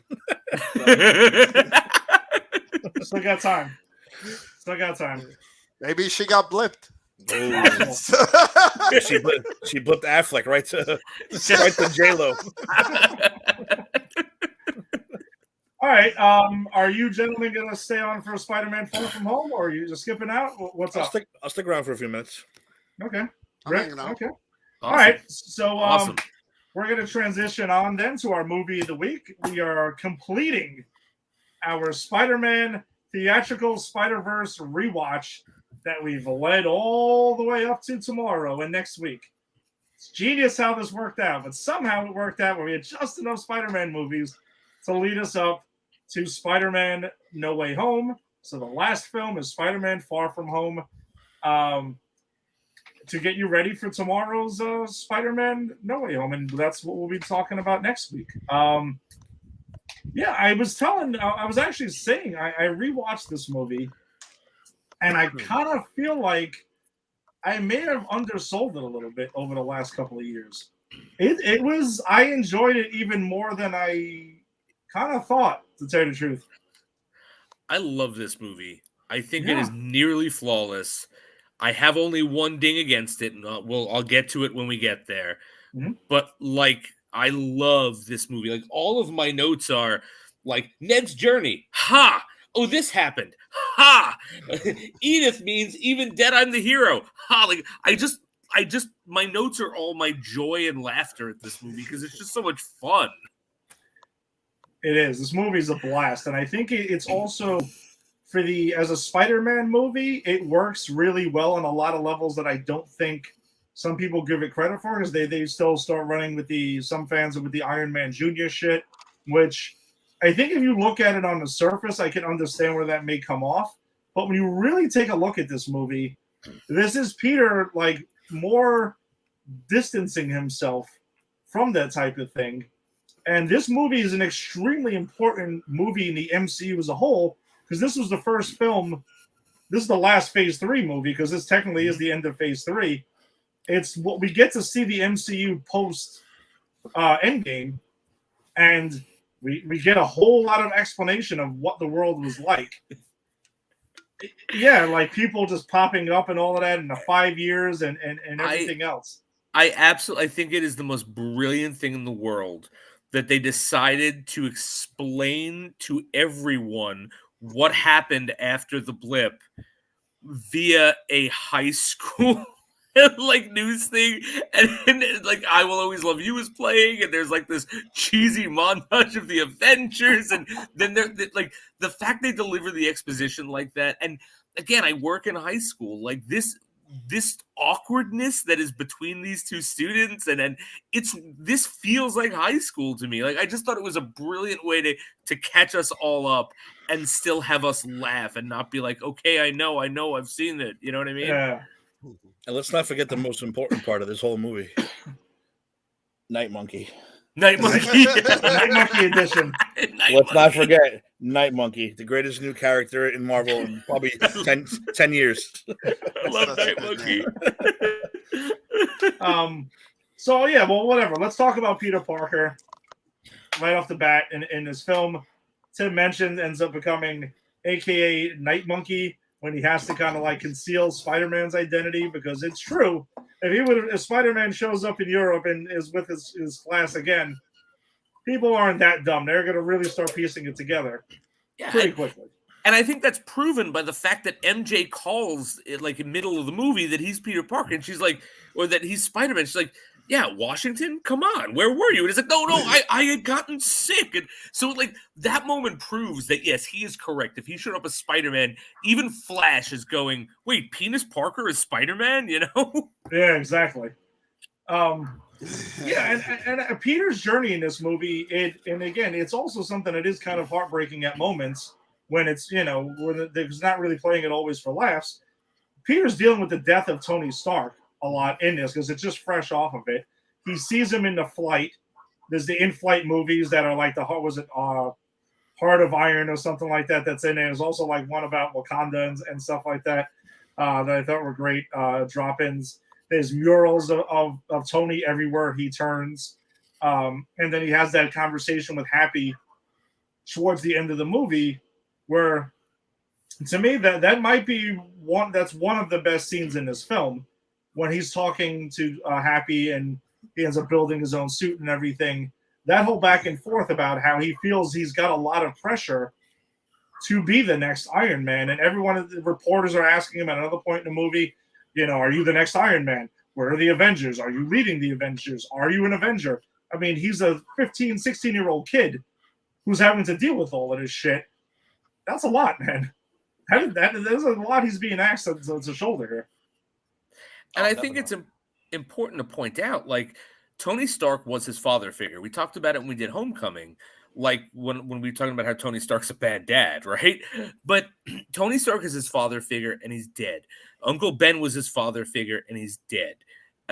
His father is dead. Like, so, it's like this extra layer of grief. And I think that, this whole movie is him coming to terms with who he is as an individual outside of like his father's shadow, because he's very much in Tony Stark's shadow, but it's also his grief of coming out of that shadow while being inundated with the fact that, wow, my father figure was everywhere. The man literally saved the world.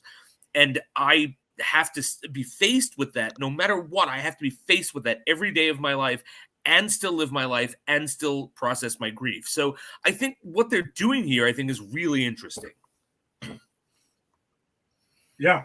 No, it definitely, like, it just, again, I think you just got to, it's important to remember, that he's a high school kid in this. This isn't Tobey Maguire's, Peter Parker's more like Peter in the college years, mostly because he's rarely in high school in those movies. Right. That Peter Parker may have handled things a bit better. This guy's, done a lot of stuff. And also in the scene when Nick Fury calls him out about, bitch, you've been to space, when he's trying to, like, I love that. Pretty much I love that. Back out of the thing, and it wants to kind of just chill and do his own thing. And that's another thing Peter is dealing with, too, is that after all these majestic things with the Avengers and saving the universe and all this shit and getting blipped and coming back and everything, the dude's just like, man, I just kind of want to get back to basics, and I got a high school crush, and I kind of just want to talk to the girl and like just chill out. And then once he sees Mysterio, he's kind of like, all right, I don't got to be that guy. I can just kind of do my own thing. And then, we find out what we find out about Mysterio, at some point. That he's mysterious? Which, I mean... It's also be careful what you wish for. You know, Yes. in Homecoming, he wants nothing but to be an Avenger. Be an Avenger, fight with, I'll do all these. Now he's like, dude, I just want to be left alone. Yeah. Yeah, he wants to go back to it. That's a good point. I just want to be the neighborhood Spider-Man. I'll stop a couple bank robbers, get a couple cats out of the tree. I don't want to do this space shit no more. Yeah. He just No, wants to be the that's a friendly great point neighborhood because when he actually stepped up and became an Avenger, he got blipped. Yeah, you're right. Once he became an Avenger, that's exactly what happened. Did you on the Blu-ray or whatever, and the versions of it, I highly recommend you check out the deleted scenes because there's a lot of really good ones on this. One of them shows that footage that we saw, if you remember the trailer from Far From Home, when Peter's in the Iron Spider suit and he's taking down pretty much stopping a bank robbery there, and he tells the cops, like, hey, I'm doing your job and stuff in a cool way, not like Spider Dick did in the Amazing Spider-Man. That whole scene is there, and it's actually a really good scene that I wish they would have left in the movie. I guess for one time they had to cut it, but that's actually pretty cool. But yeah, Peter's arc to going through it, and I think that also the scene with Happy in the plane and Peter's kind of like really letting everything out and telling how much he misses Tony, and Happy assures him that not even Tony could be Tony. You're not going to be the next Iron Man. Don't be. It's kind of like be Peter Parker. He chose you. He second-guessed a lot of shit, but he never second-guessed picking you. He gives him the tools to do it, but he builds his own Spider-Man suit with no AI because that's never like the Karen AI kind of just got like WCW storyline shoved to the side where I was like, we don't really maybe need this along the line. Well, like I said about how the next trilogy, I said I think it's going to be just him in the suit, him in a regular suit, no special Tony Stark upgrades, no nothing. I think we're not going to see the Iron Spider suit anymore after this movie. I don't think we see any of that. I think it's just going to be him on the ground as Spider-Man fighting Spider-Man villains, not these epic, huge. But I mean, I'm sure if the Avengers make a fourth movie, if they need him, they'll call him. But I think they're getting back to the base. I think they're getting right back to the basics, which I think I'm looking forward to. Actually, I'd love to see him just fight a Craven or one of those Rhino, just a decent Rhino anyway. Just on the streets of New York without any big to do with aliens and shit. Yeah, a decent incarnation of Rhino would be very welcome. Sorry, Rick. Go ahead. Oh, sorry. No, I think a scene is set for Craven to make an appearance. I think if we got like a Torment, storyline or something like, because grow up at some point. The next trilogy is not going to be him still being in high school. Harry Potter grew up. Like Peter's got to grow up too. So I think if they don't kill Mary Jane, if they don't throw her off of something tall, I think the groundwork is there for Craven to like show up and like really take us to another place. Go Batman with it, go dark. Yeah. No, it's funny you mention that though, because I was seeing some interviews this week popping up with Tom Holland, and apparently the original idea for the third Spider-Man in this Homecoming trilogy, as they're calling it now, was he was going to be fighting Craven. That was the original concept before they decided to go with whatever we're going to get tomorrow, the whole multiverse concept. So I hope that's something they keep in their back pocket, Rick, and I agree. To see a Craven's Last Hunt, right, would be a great film, and you can make that what it is. If you haven't read Craven's Last Hunt, it's one of my personal favorite Spider-Man stories ever. Highly recommend going to get the graphic novel of that. Like you mentioned, Torment is a great him and Lizard story you could adapt. That's another great one. The whole thumb thing is just like it's the Lizard chasing him in like the sewers and shit. It's pretty wild. Maybe he runs into the Ninja Turtles. Maybe not.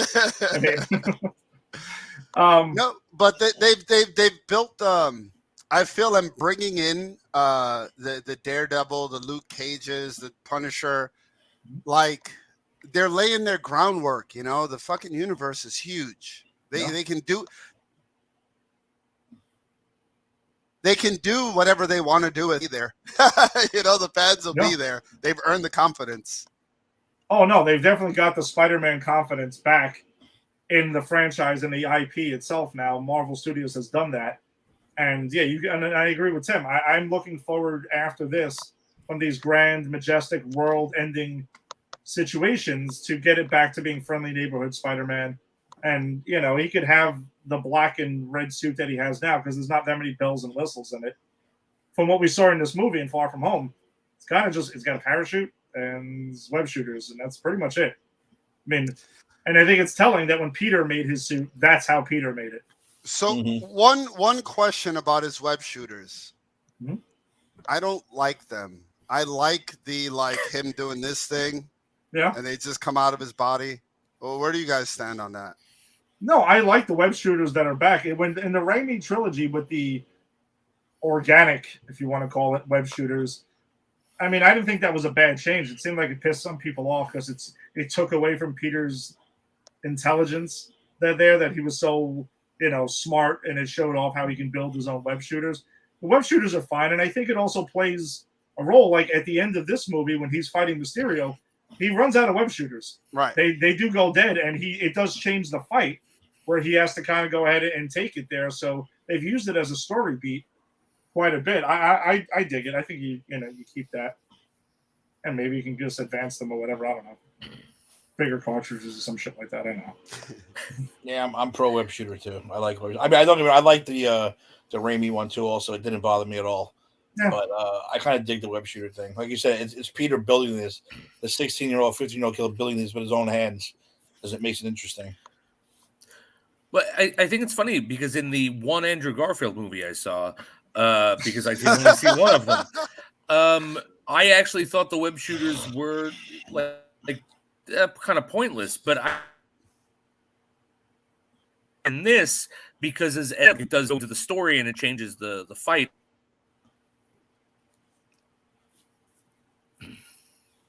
Okay.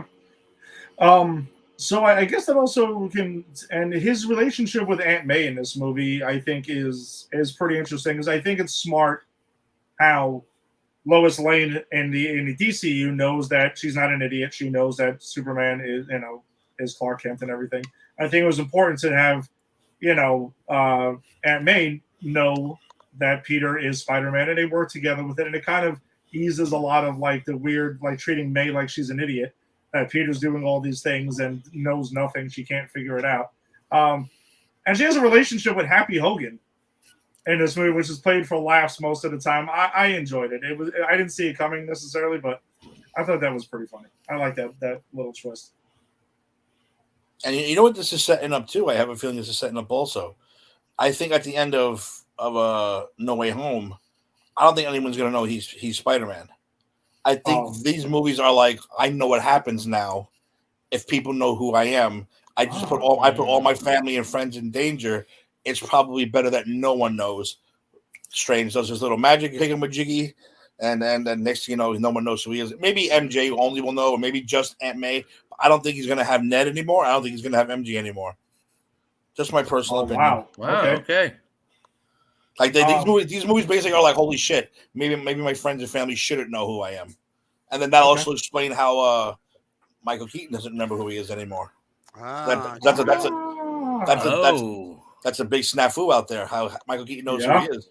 Yeah, and then it would also allow the Vulture to return if they wanted him to, because now he doesn't have a reason not to fight. Because at this point, he feels indebted to Peter Parker.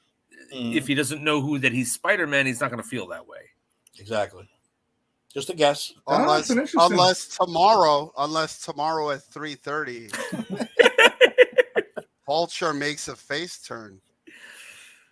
He might. Maybe. Everybody thinks Doc Ock's going to do it. What if it's Vulture who does it?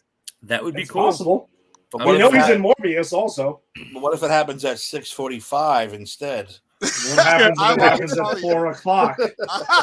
4:00? You don't know.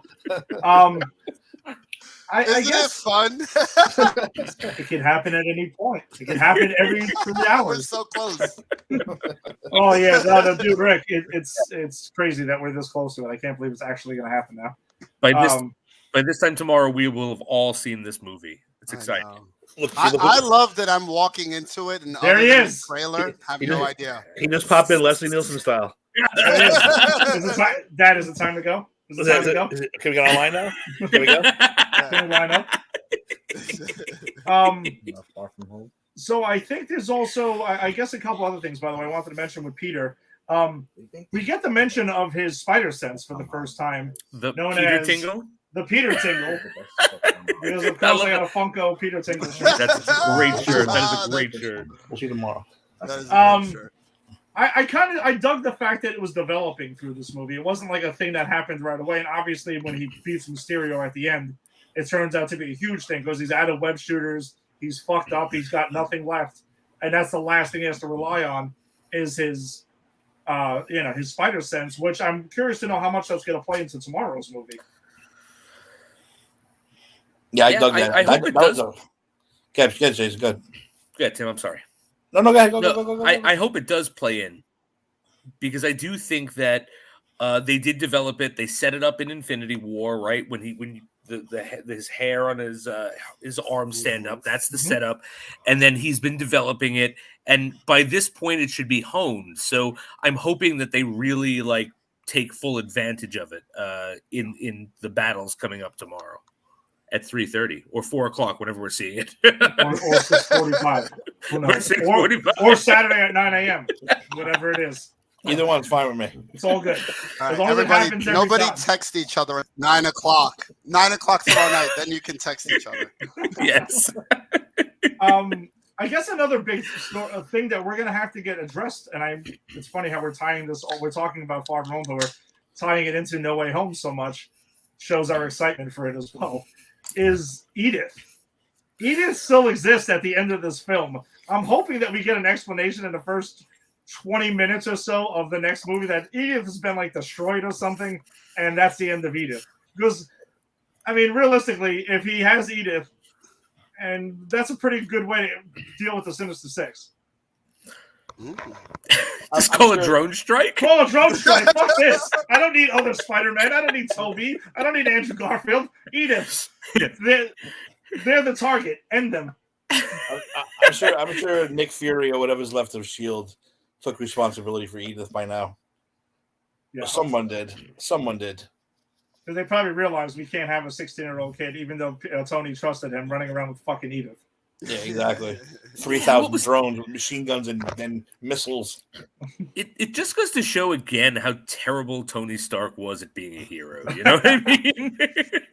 No, but you're talking about the spider sense. But I thought the best scene was when how quick he grabbed Mysterio's hand and said, that's what I'm saying. That was awesome. Anymore. Great fucking Holland delivered that beautifully. I was like, wow, that's pretty badass right there. That's when he became a real badass with that scene. And even Mysterio was like, oh shit, I'm in trouble now. I better do something. Can we give some kudos to Jake Gyllenhaal for being brilliant? Oh yeah. No, that's the transition then. Yes. Go ahead. I was gonna go one way, but let's do it. Earlier today, guys, and you tell me what you think about this, but earlier today I was like, in my opinion, Dr. Octopus was amazing. Best spider villain I've seen yet. However, Mysterio to me was to a Batman villain we've seen in a Spider-Man movie yet. I think he was brilliant. I loved his plan. I love how conniving he was. And I love that he had a fail-safe in place in case he lost. Nobody else in the MCU has done the things that Mysterio was doing. I love his conniving level. Yeah. Yeah. No, I agree. I love Mysterio in this. I love Jake Gyllenhaal. I actually, so rewatching this movie, only because you brought this up now, Ed, Rick, I kind of called into question if he actually died at the end or if that was a Mysterio illusion, because if I recall the scene where he gets that he's doctored up to make it look like Peter is calling the drone strike, that's a piece of dialogue said in the scene where Mysterio is supposed to die. So I'm kind of curious that maybe he's not dead. What do you guys think about that? I think I threw it out there a couple episodes ago and we maybe chatted about this, that I think it's a possibility, but then if we really want to talk about, we were just talking about Peter's spider sense. Peter was right there next to him. Okay. I kind of think that he would have found to find a way around Peter's spider sense or Peter Tingle, one way or the other.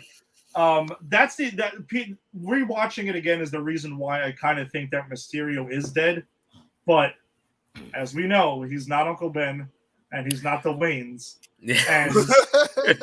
And I will say, and we can have this for another conversation, but I do think that Tony Stark and Natasha are like dead this time. At least in the MCU, I think. In the MCU, I believe that. Yeah. We all know in the comics anyone can come back to life Right. and all this other shit.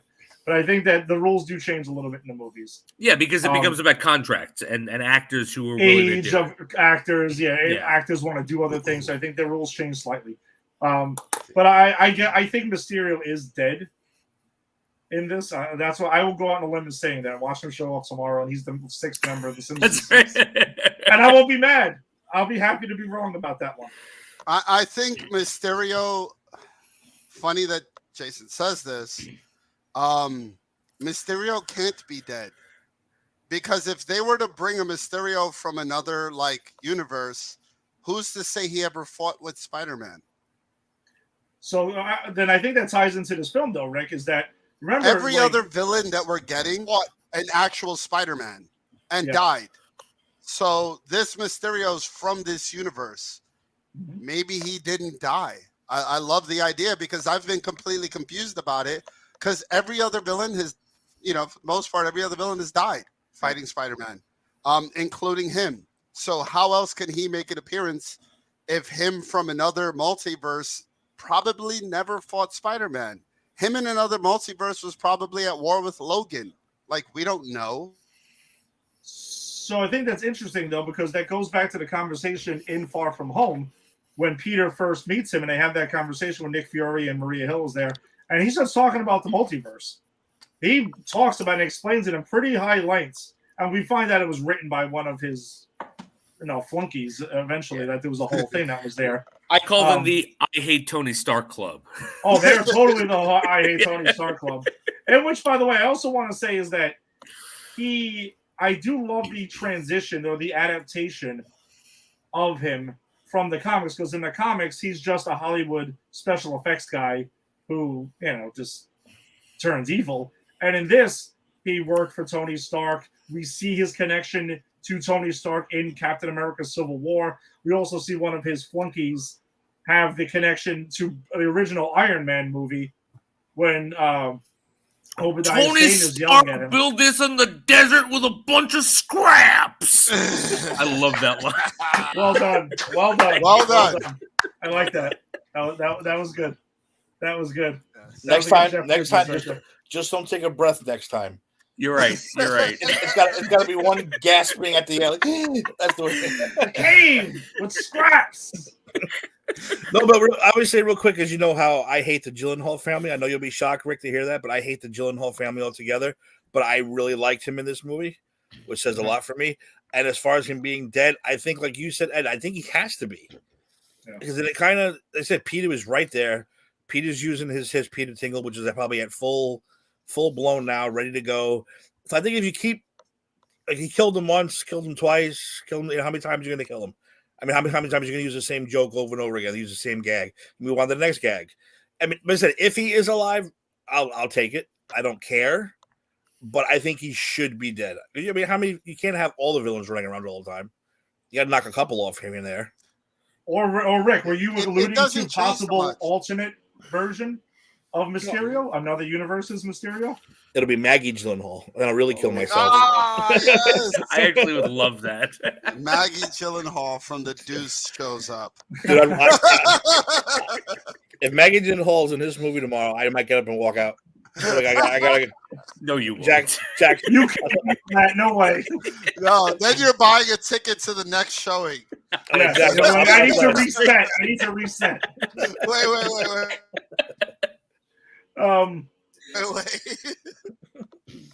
So I guess it also.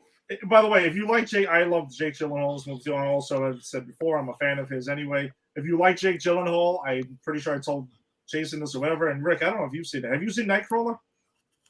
Oh yeah, I loved. I didn't love it. I love Nightcrawler. I liked it. I didn't love it. The ending of it kind of killed me. Okay, he's such an fucking evil, slippery asshole in that film. Which Tim is like, Fabi's smiling like, yes, that's probably really him. He wasn't acting. check that out. Check out Nightcrawler if you like Jake Gyllenhaal. See more of him because he's awesome. His grandest work for me is still. I know he was a teenager when he did it, but Donnie Darko, like I'll put that up against. Donnie Darko. He gives a great performance in Donnie Darko. I thought he was good in City Slickers as Jesus, as Billy Crystal's son, who was only like 5 years old or 6 years old. That's his best performance to date. He peaked at 5. He peaked at 10.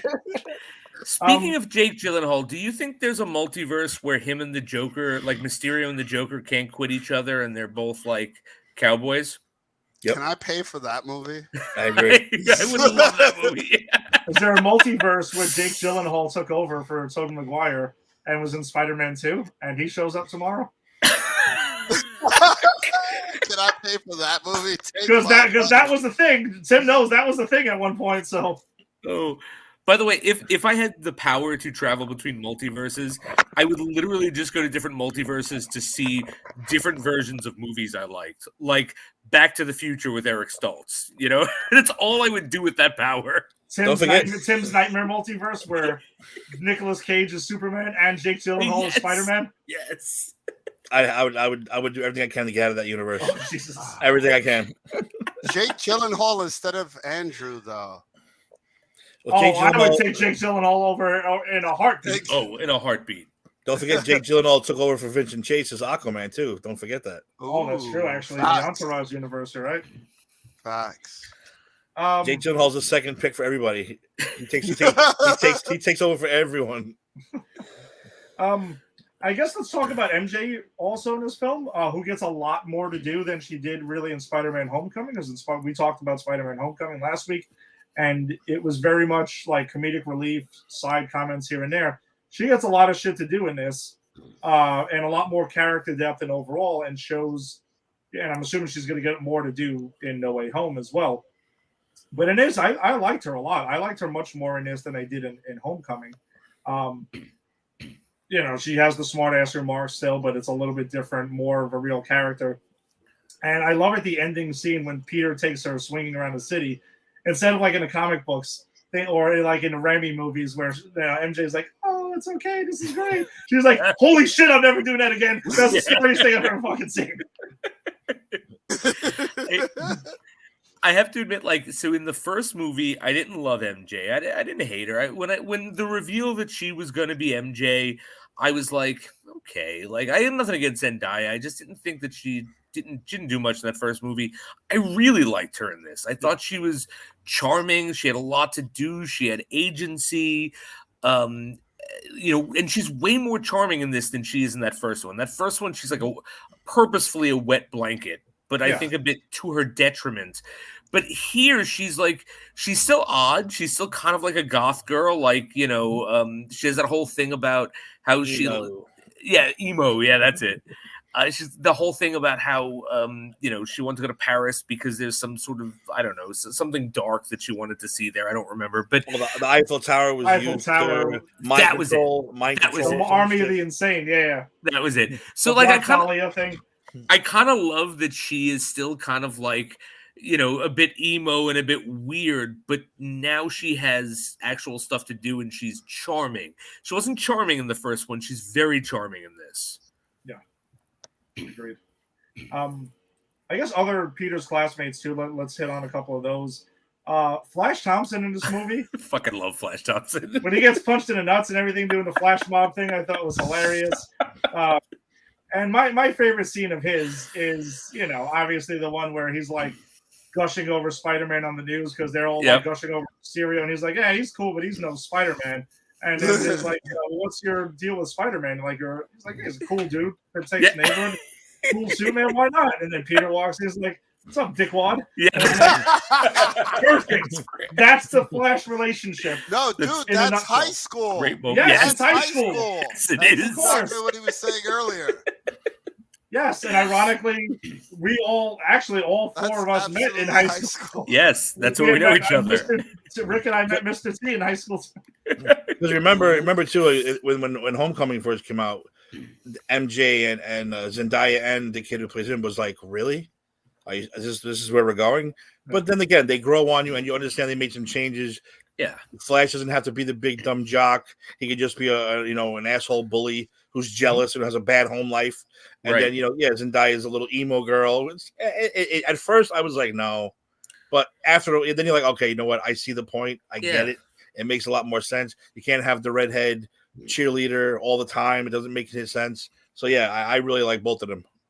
Especially Flash. Flash is funny as hell. I love Flash. I love him in the first one. I love him in this one. My favorite Flash moment in this one is when they're all like at the end when they all think they're gonna die, and Flash is like, yeah, well, I just do these stupid, like pod things, and Happy's like, no, well, that's how we knew where you were. Spider-Man saw it. And he goes, Spider-Man follows me? Like, that's my favorite Flash moments. That was his takeaway. I thought that was hilarious. I also wonder too if MJ is going. I wonder if they're going to make her turn into like the supermodel MJ at some point, or the model MJ, like in the next trilogy or something like that, because she'll be in college at that point. And I think Zendaya does that type of thing. I mean, Zendaya's actually a model, though. Yeah, that's what I'm saying. I wonder if they're going to like morph her into similar to what the MJ that we usually know, and follow her career path, because it's fine. I can see her being awkward, emo teenager because you're in high school and that's just the kind of shit that you do. And then you become who you really are, over time. And I thought that might be something that we can look out for in the upcoming movies, because I think that was, that's something that could definitely work. That's what I hope. There's two real worries of mine. One is that they're going to kill her because it's Spider-Man. And two is that they're her at some point. And I don't want to see either of those things. What was the second thing? That they're going to power her. Oh, no. No. We don't need that.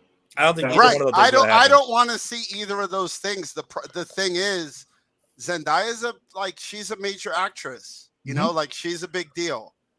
So either they're going to allow her to mature and be supermodel like badass MJ, or I worry that they're going to power her.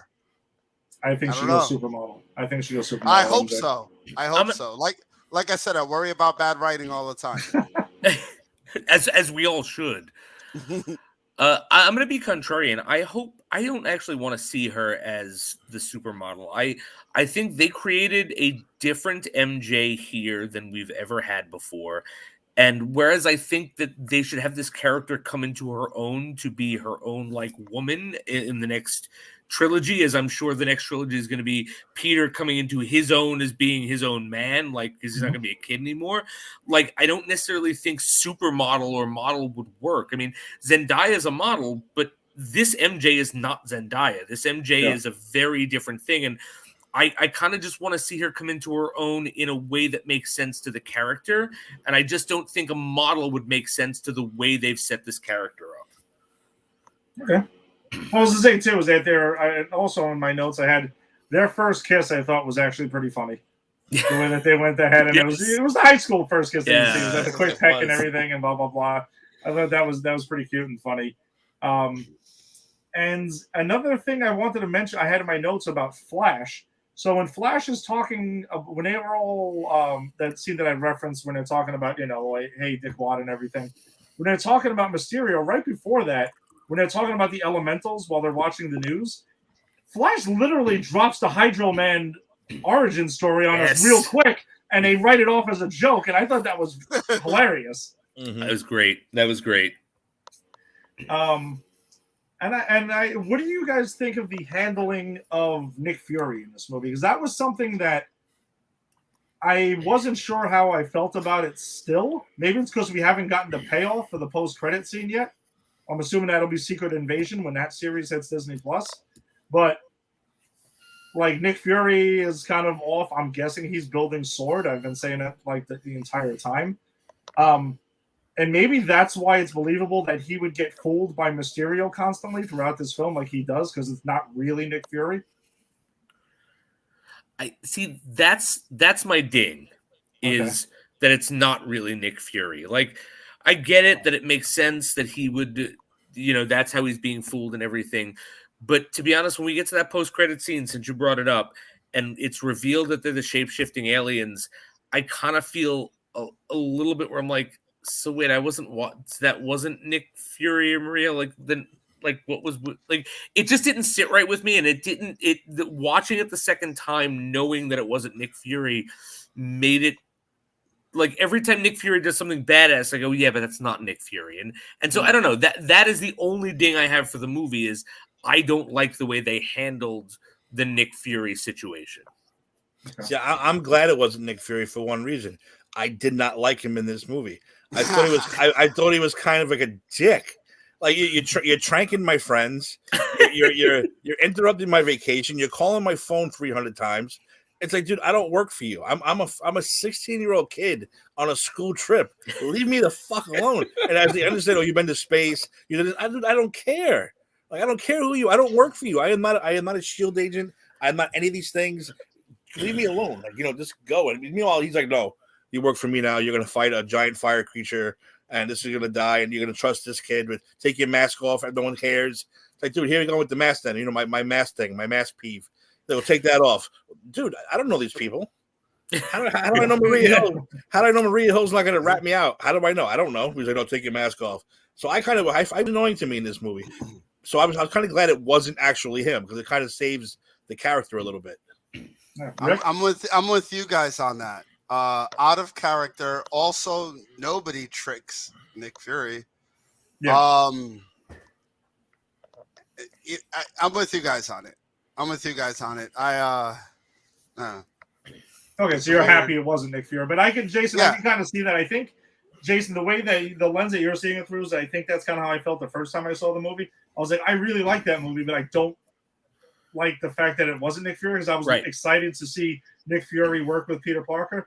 But then, Tim, I think over the time I've seen the movie a lot because this is one of those movies that was on Stars when I had Stars 1,000 times, and I would just start watching it over and over again. Mm-hmm. But I took the break once we started this show because I'm like, I know we're going to get to it, and I don't want to get sick of it. This time around, I was kind of like watching the movie knowing it's not Nick Fury. I'm like, thank God it's not Nick Fury. Because it seemed like he was an idiot all of a sudden. Like he was getting fooled so easily. Right. That's exact. It's a bad Nick Fury, but I just felt again like the fact that, it wasn't really them. It's like, okay, there was a better way to do that, I think. But I mean, whatever. Again, it's a small ding. It's a great movie. If that's my only problem with it, and it literally is my only problem with this movie, it's like, then what am I even complaining about? Right. Yeah. And I guess then the last scene we can talk about is the massive mid-credit scene. That is one of the biggest mid-credit scenes, post-credit scenes we've ever gotten in the MCU, because it literally sets up this entire movie we're going to see tomorrow that everyone's going batshit crazy over, is the return of J. Jonah Jameson, and it was J.K. Simmons. And by the way, my boy Pat Kiernan from New York One, from Spectrum News, still in the air. One of the big, he might be a watcher. And maybe in real life, who the hell knows? I think he is a watcher. In everything. Come on, he's in the Sony, or he was in the Garfield movies. He was in the Netflix series. He's in the MCU. He's in anything Marvel. The dude is everywhere. He's the linchpin of the Marvel universe. Absolutely. J. Jonah Jameson is wow. You guys are right. He's the boss man. He's the boss man of the. Yes, there it is. Yes.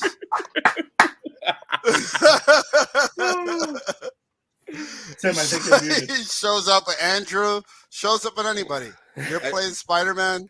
Show up and do the job. I thought we'd get through this episode without mentioning Boss Man. I was wrong. No. I was wrong. I'm on this episode. Rick is making his Pop Culture Pros debut. We're going to talk about Hawkeye. We're going to talk about Daredevil, and we're going to talk about the Boss Man at some point. Well, we're talking about all my favorite Exactly. How great would it be if everyone has a different version of themselves in the multiverse, but he was exactly the same person in every. The straight edge news guy, nothing ever changes about him. That'd be great. How do we know that he's not a Nexus character? Pat Kiernan is the ultimate Nexus character. Because he literally, I'm telling you, he defies everything.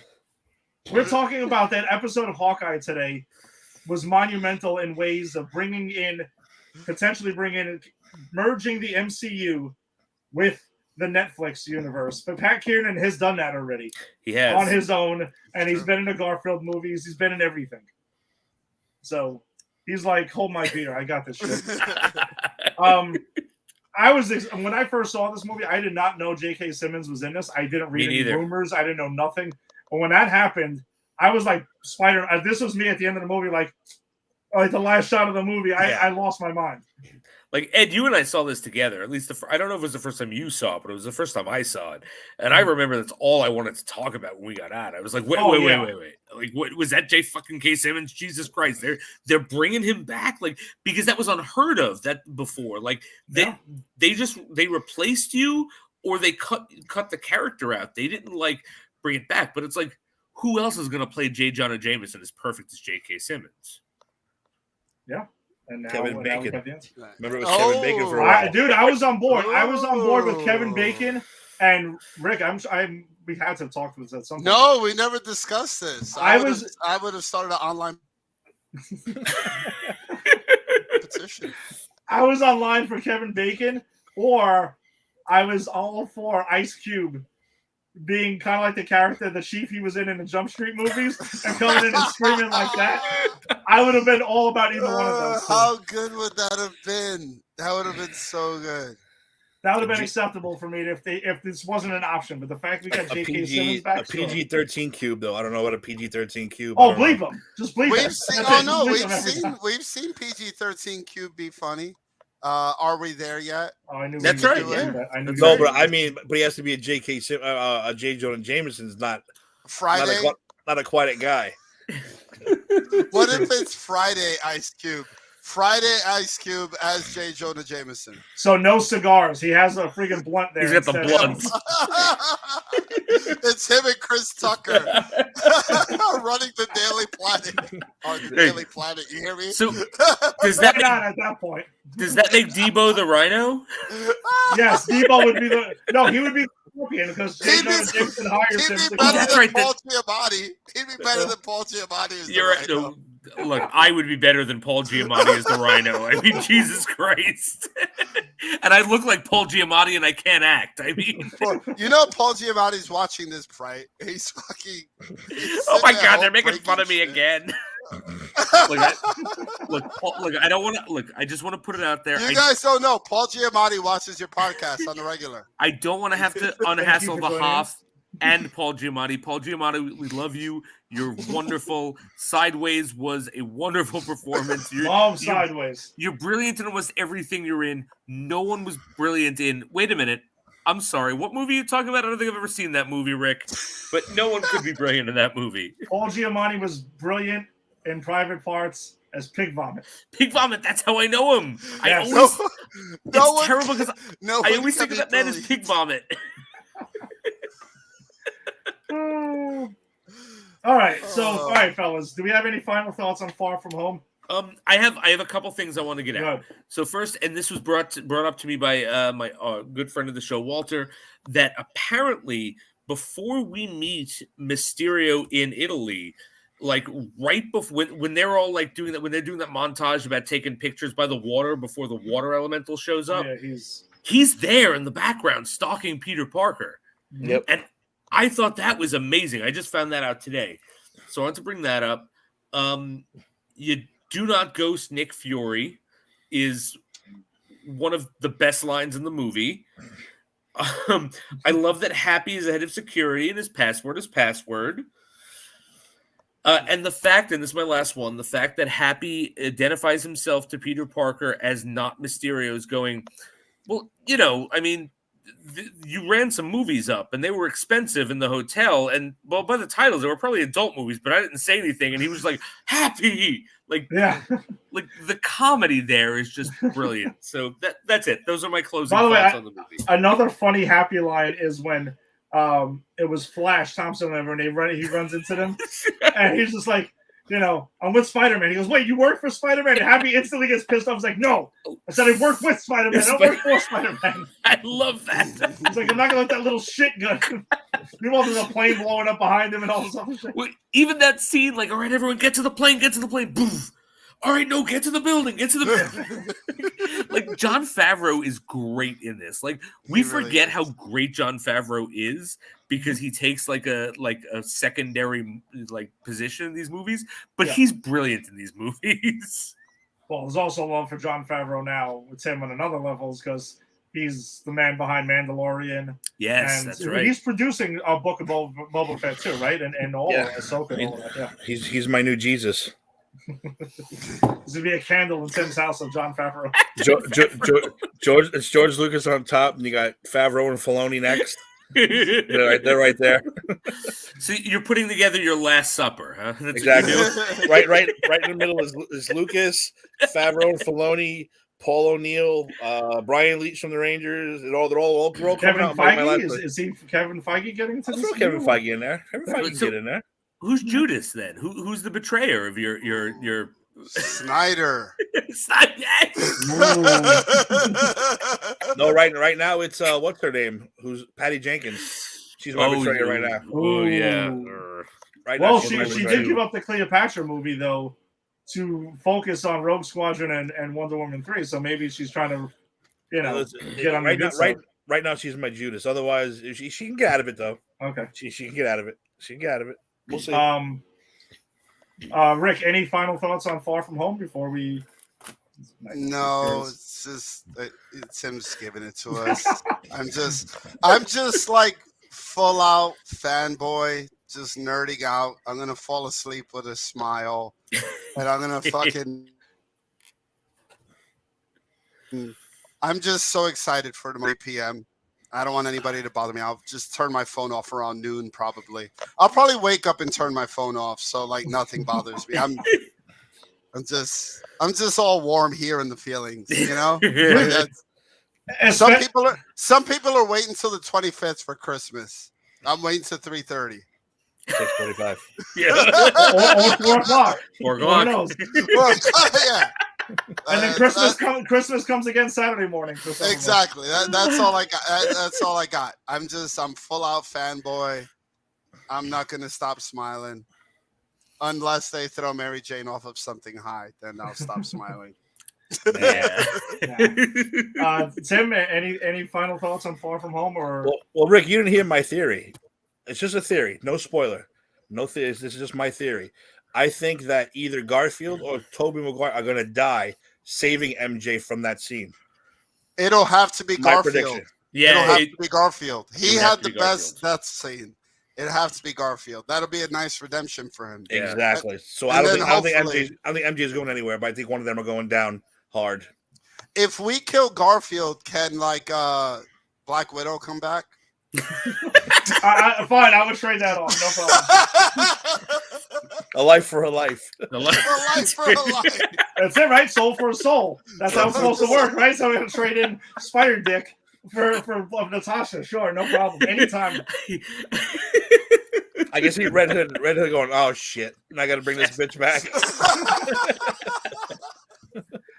What's crazy though? I was on Colbert like a week or two ago. Andrew Garfield was on there promoting his Tick Tick Boom movie, and he had like a really heartfelt interview, and I almost felt bad about literally just ripping his Spider-Man movies, a complete new one. I'm like, he's actually like a nice dude. It's not all his fault. It's not all his fault. I don't think it's his fault at all. I actually think that he could have been a good Spider-Man with a script. Yeah, but actual writers, with actual writers and an actual director and people who gave a shit.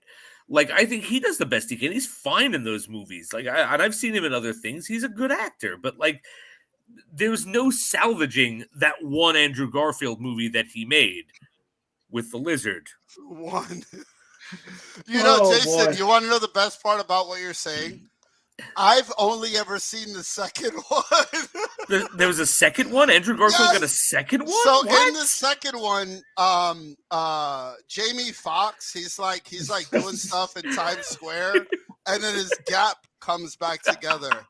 And he's like, oh, Spider-Man, you don't know my name. And that's it. Rick, that's the Rick explanation of the movie. Tim, you know this, but he's 100% correct. I want that on the back of the DVD box right now. That's it. Oh boy, he's 100% right. I mean, we can't argue with that.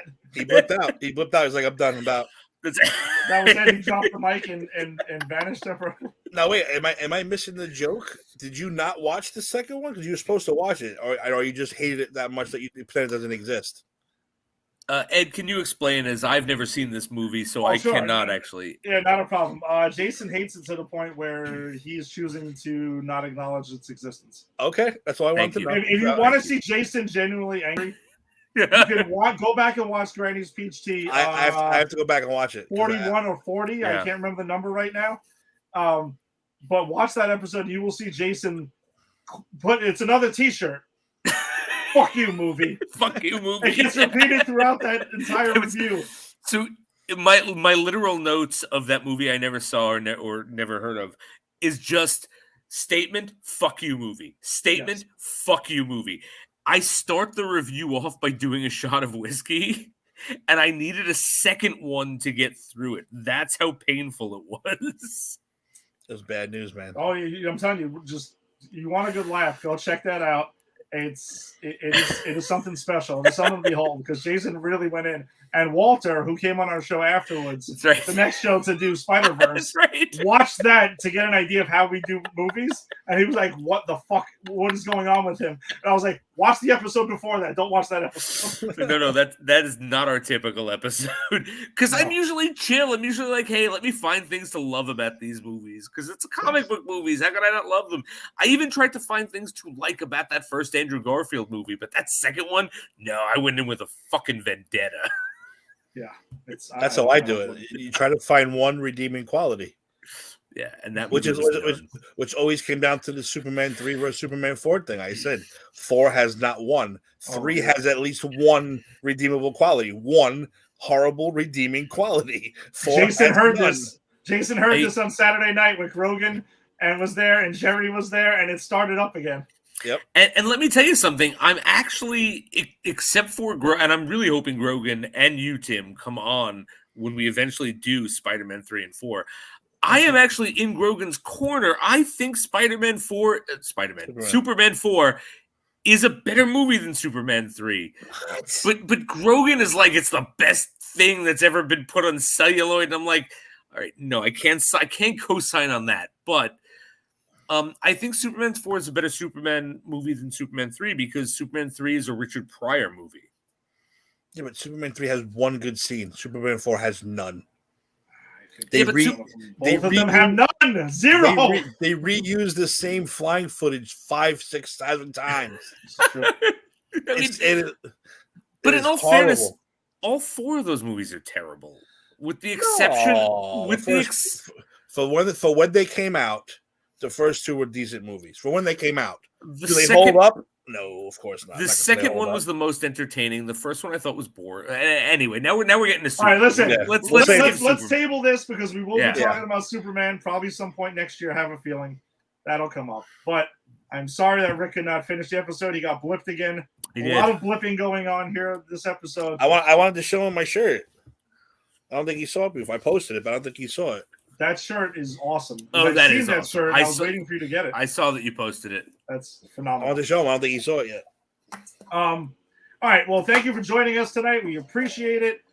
We had a blast doing the show. Rick, wherever you are, thanks for joining us tonight. Rick is going to be back next week because he has to talk about the Hawkeye finale as well. And especially if Matt Murdock shows up tomorrow and next week, he just might combust and he might dust himself. We don't know. That's just what happens. He's gonna fly up for the show. I think he might. He might just show up and be on the L train next, looking for Charlie Cox. Yeah, that's what I'm doing. I'll see him. Rick, what are you doing here? I'm trying to find Charlie Cox. Charlie Cox. Okay. No, he'll be like, I'm looking for Matt Murdock. Yeah, and you know what I would do? Like, all right, just keep going. It makes sense. Makes sense. But yeah, thanks for joining us tonight, Tim. Thanks for jumping on with us for Hawkeye and for Spider-Man. I know we'll see you next week too because I have a feeling we're gonna have a lot of guests next week. We have it's weird. We have a huge show next week because we're gonna have the Hawkeye finale and we're gonna have our review, our spoiler discussion for No Way Home. That's it. Those are the topics we're having, but I have a feeling that's gonna be more than enough. And also, Tim, you can get it ready. Also, at the end of the show, we will rank the Spider-Man movies. now that we've completed it, we will rank the Spider-Man movies, and that's going to be a fucking tough one because I've been having trouble already trying to start it, and we'll tell you where we think No Way Home fits in as well. Well, we already know what two are last. Well, we know that, but you got to tune in to see what the rest of it is because that's when it gets tough. You're talking Spider-Man 3 and the one and only Andrew Garfield movie, right? Those are the last two. You're right. I'm sorry. I forgot. If you like what you heard from Tim tonight, you can check him out on We Stomped You Out. If you like the Giants, you can check him out on Unsportsmanlike Conduct, which both shows were on before us tonight. I think they might be doing the same thing next week. Just Too Sweet show. When are you guys coming back? If you're into wrestling, we're coming back soon. All a right. little hiatus while Eric got his farming license thing. Coming soon. Tim and Farmer Eric. Farmer Eric. In a world where Eric bought a farm. Exactly. And also Shooting the Sith. Dude, you got to, I'm assuming in 2 weeks, you're ready to roll with Book of Boba Fett. I mean, if you like that, I think me and Jason might be popping on there at some point. Yeah, absolutely. When are we doing this Christmas special? Listen, I did the first episode. And I realized one thing: it is very hard to do a show by yourself. Oh, my friend! Because you just ramble and ramble and ramble, and I was like, I'm rambling too much. So I definitely want to start getting co-stars each week, and I still want to do our little show that we were planning to do, and then of course, yes, Boba Fett starting, where I want everyone wants to come on to watch that show. So. Yeah, I'm pumped up about that. You got Cobra Kai and Boba Fett coming on. Jesus Christ, it's a great time to be alive. It's bananas, man. This is a crazy week. We got Spider-Man, we got Hawkeye, I'm excited about the Matrix and Resurrections next week. Jason and I will be seeing the Kingsman, and we'll be doing a Kingsman episode not next week, the week after that. We'll be talking about all 3 Kingsman movies because ain't got no TV shows to talk about that week, and that's it. So it's going to be all 3 Kingsman movies. So you can check that out if that's your jam. Check out A to Z, where you can see Eric talk about everything from A to Z. We're doing a Christmas musical ranking on Friday. I'm going to join him. All right. I call him with your worst or best Christmas music, and we're going to play a little snippet and talk about it and have some fun with it. Just be stupid. Hey, Tim, I'm going to put something in there for you now, and I want you to look into it for me and represent me there. I absolutely will. Leprechaun's Christmas Gold. It's a Rankin and Bass, 70s stop motion claymation thing about leprechauns and Christmas gold. I will try to find it, and I will play it for you. Thank you. I appreciate that. And if you're into James Bond, we got Jason and I and Ginny will be talking about in 00 Deep Dive on Monday nights. Monday night, we got Spectre. So we will see how that goes and how we feel about that. It's one of the more controversial Daniel Craig era movies, so we'll see how that rolls.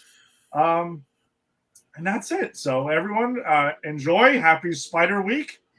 Enjoy the film over the weekend. If you're on our Facebook page, do not spoil that shit because we are not having it. No spoilers there at all.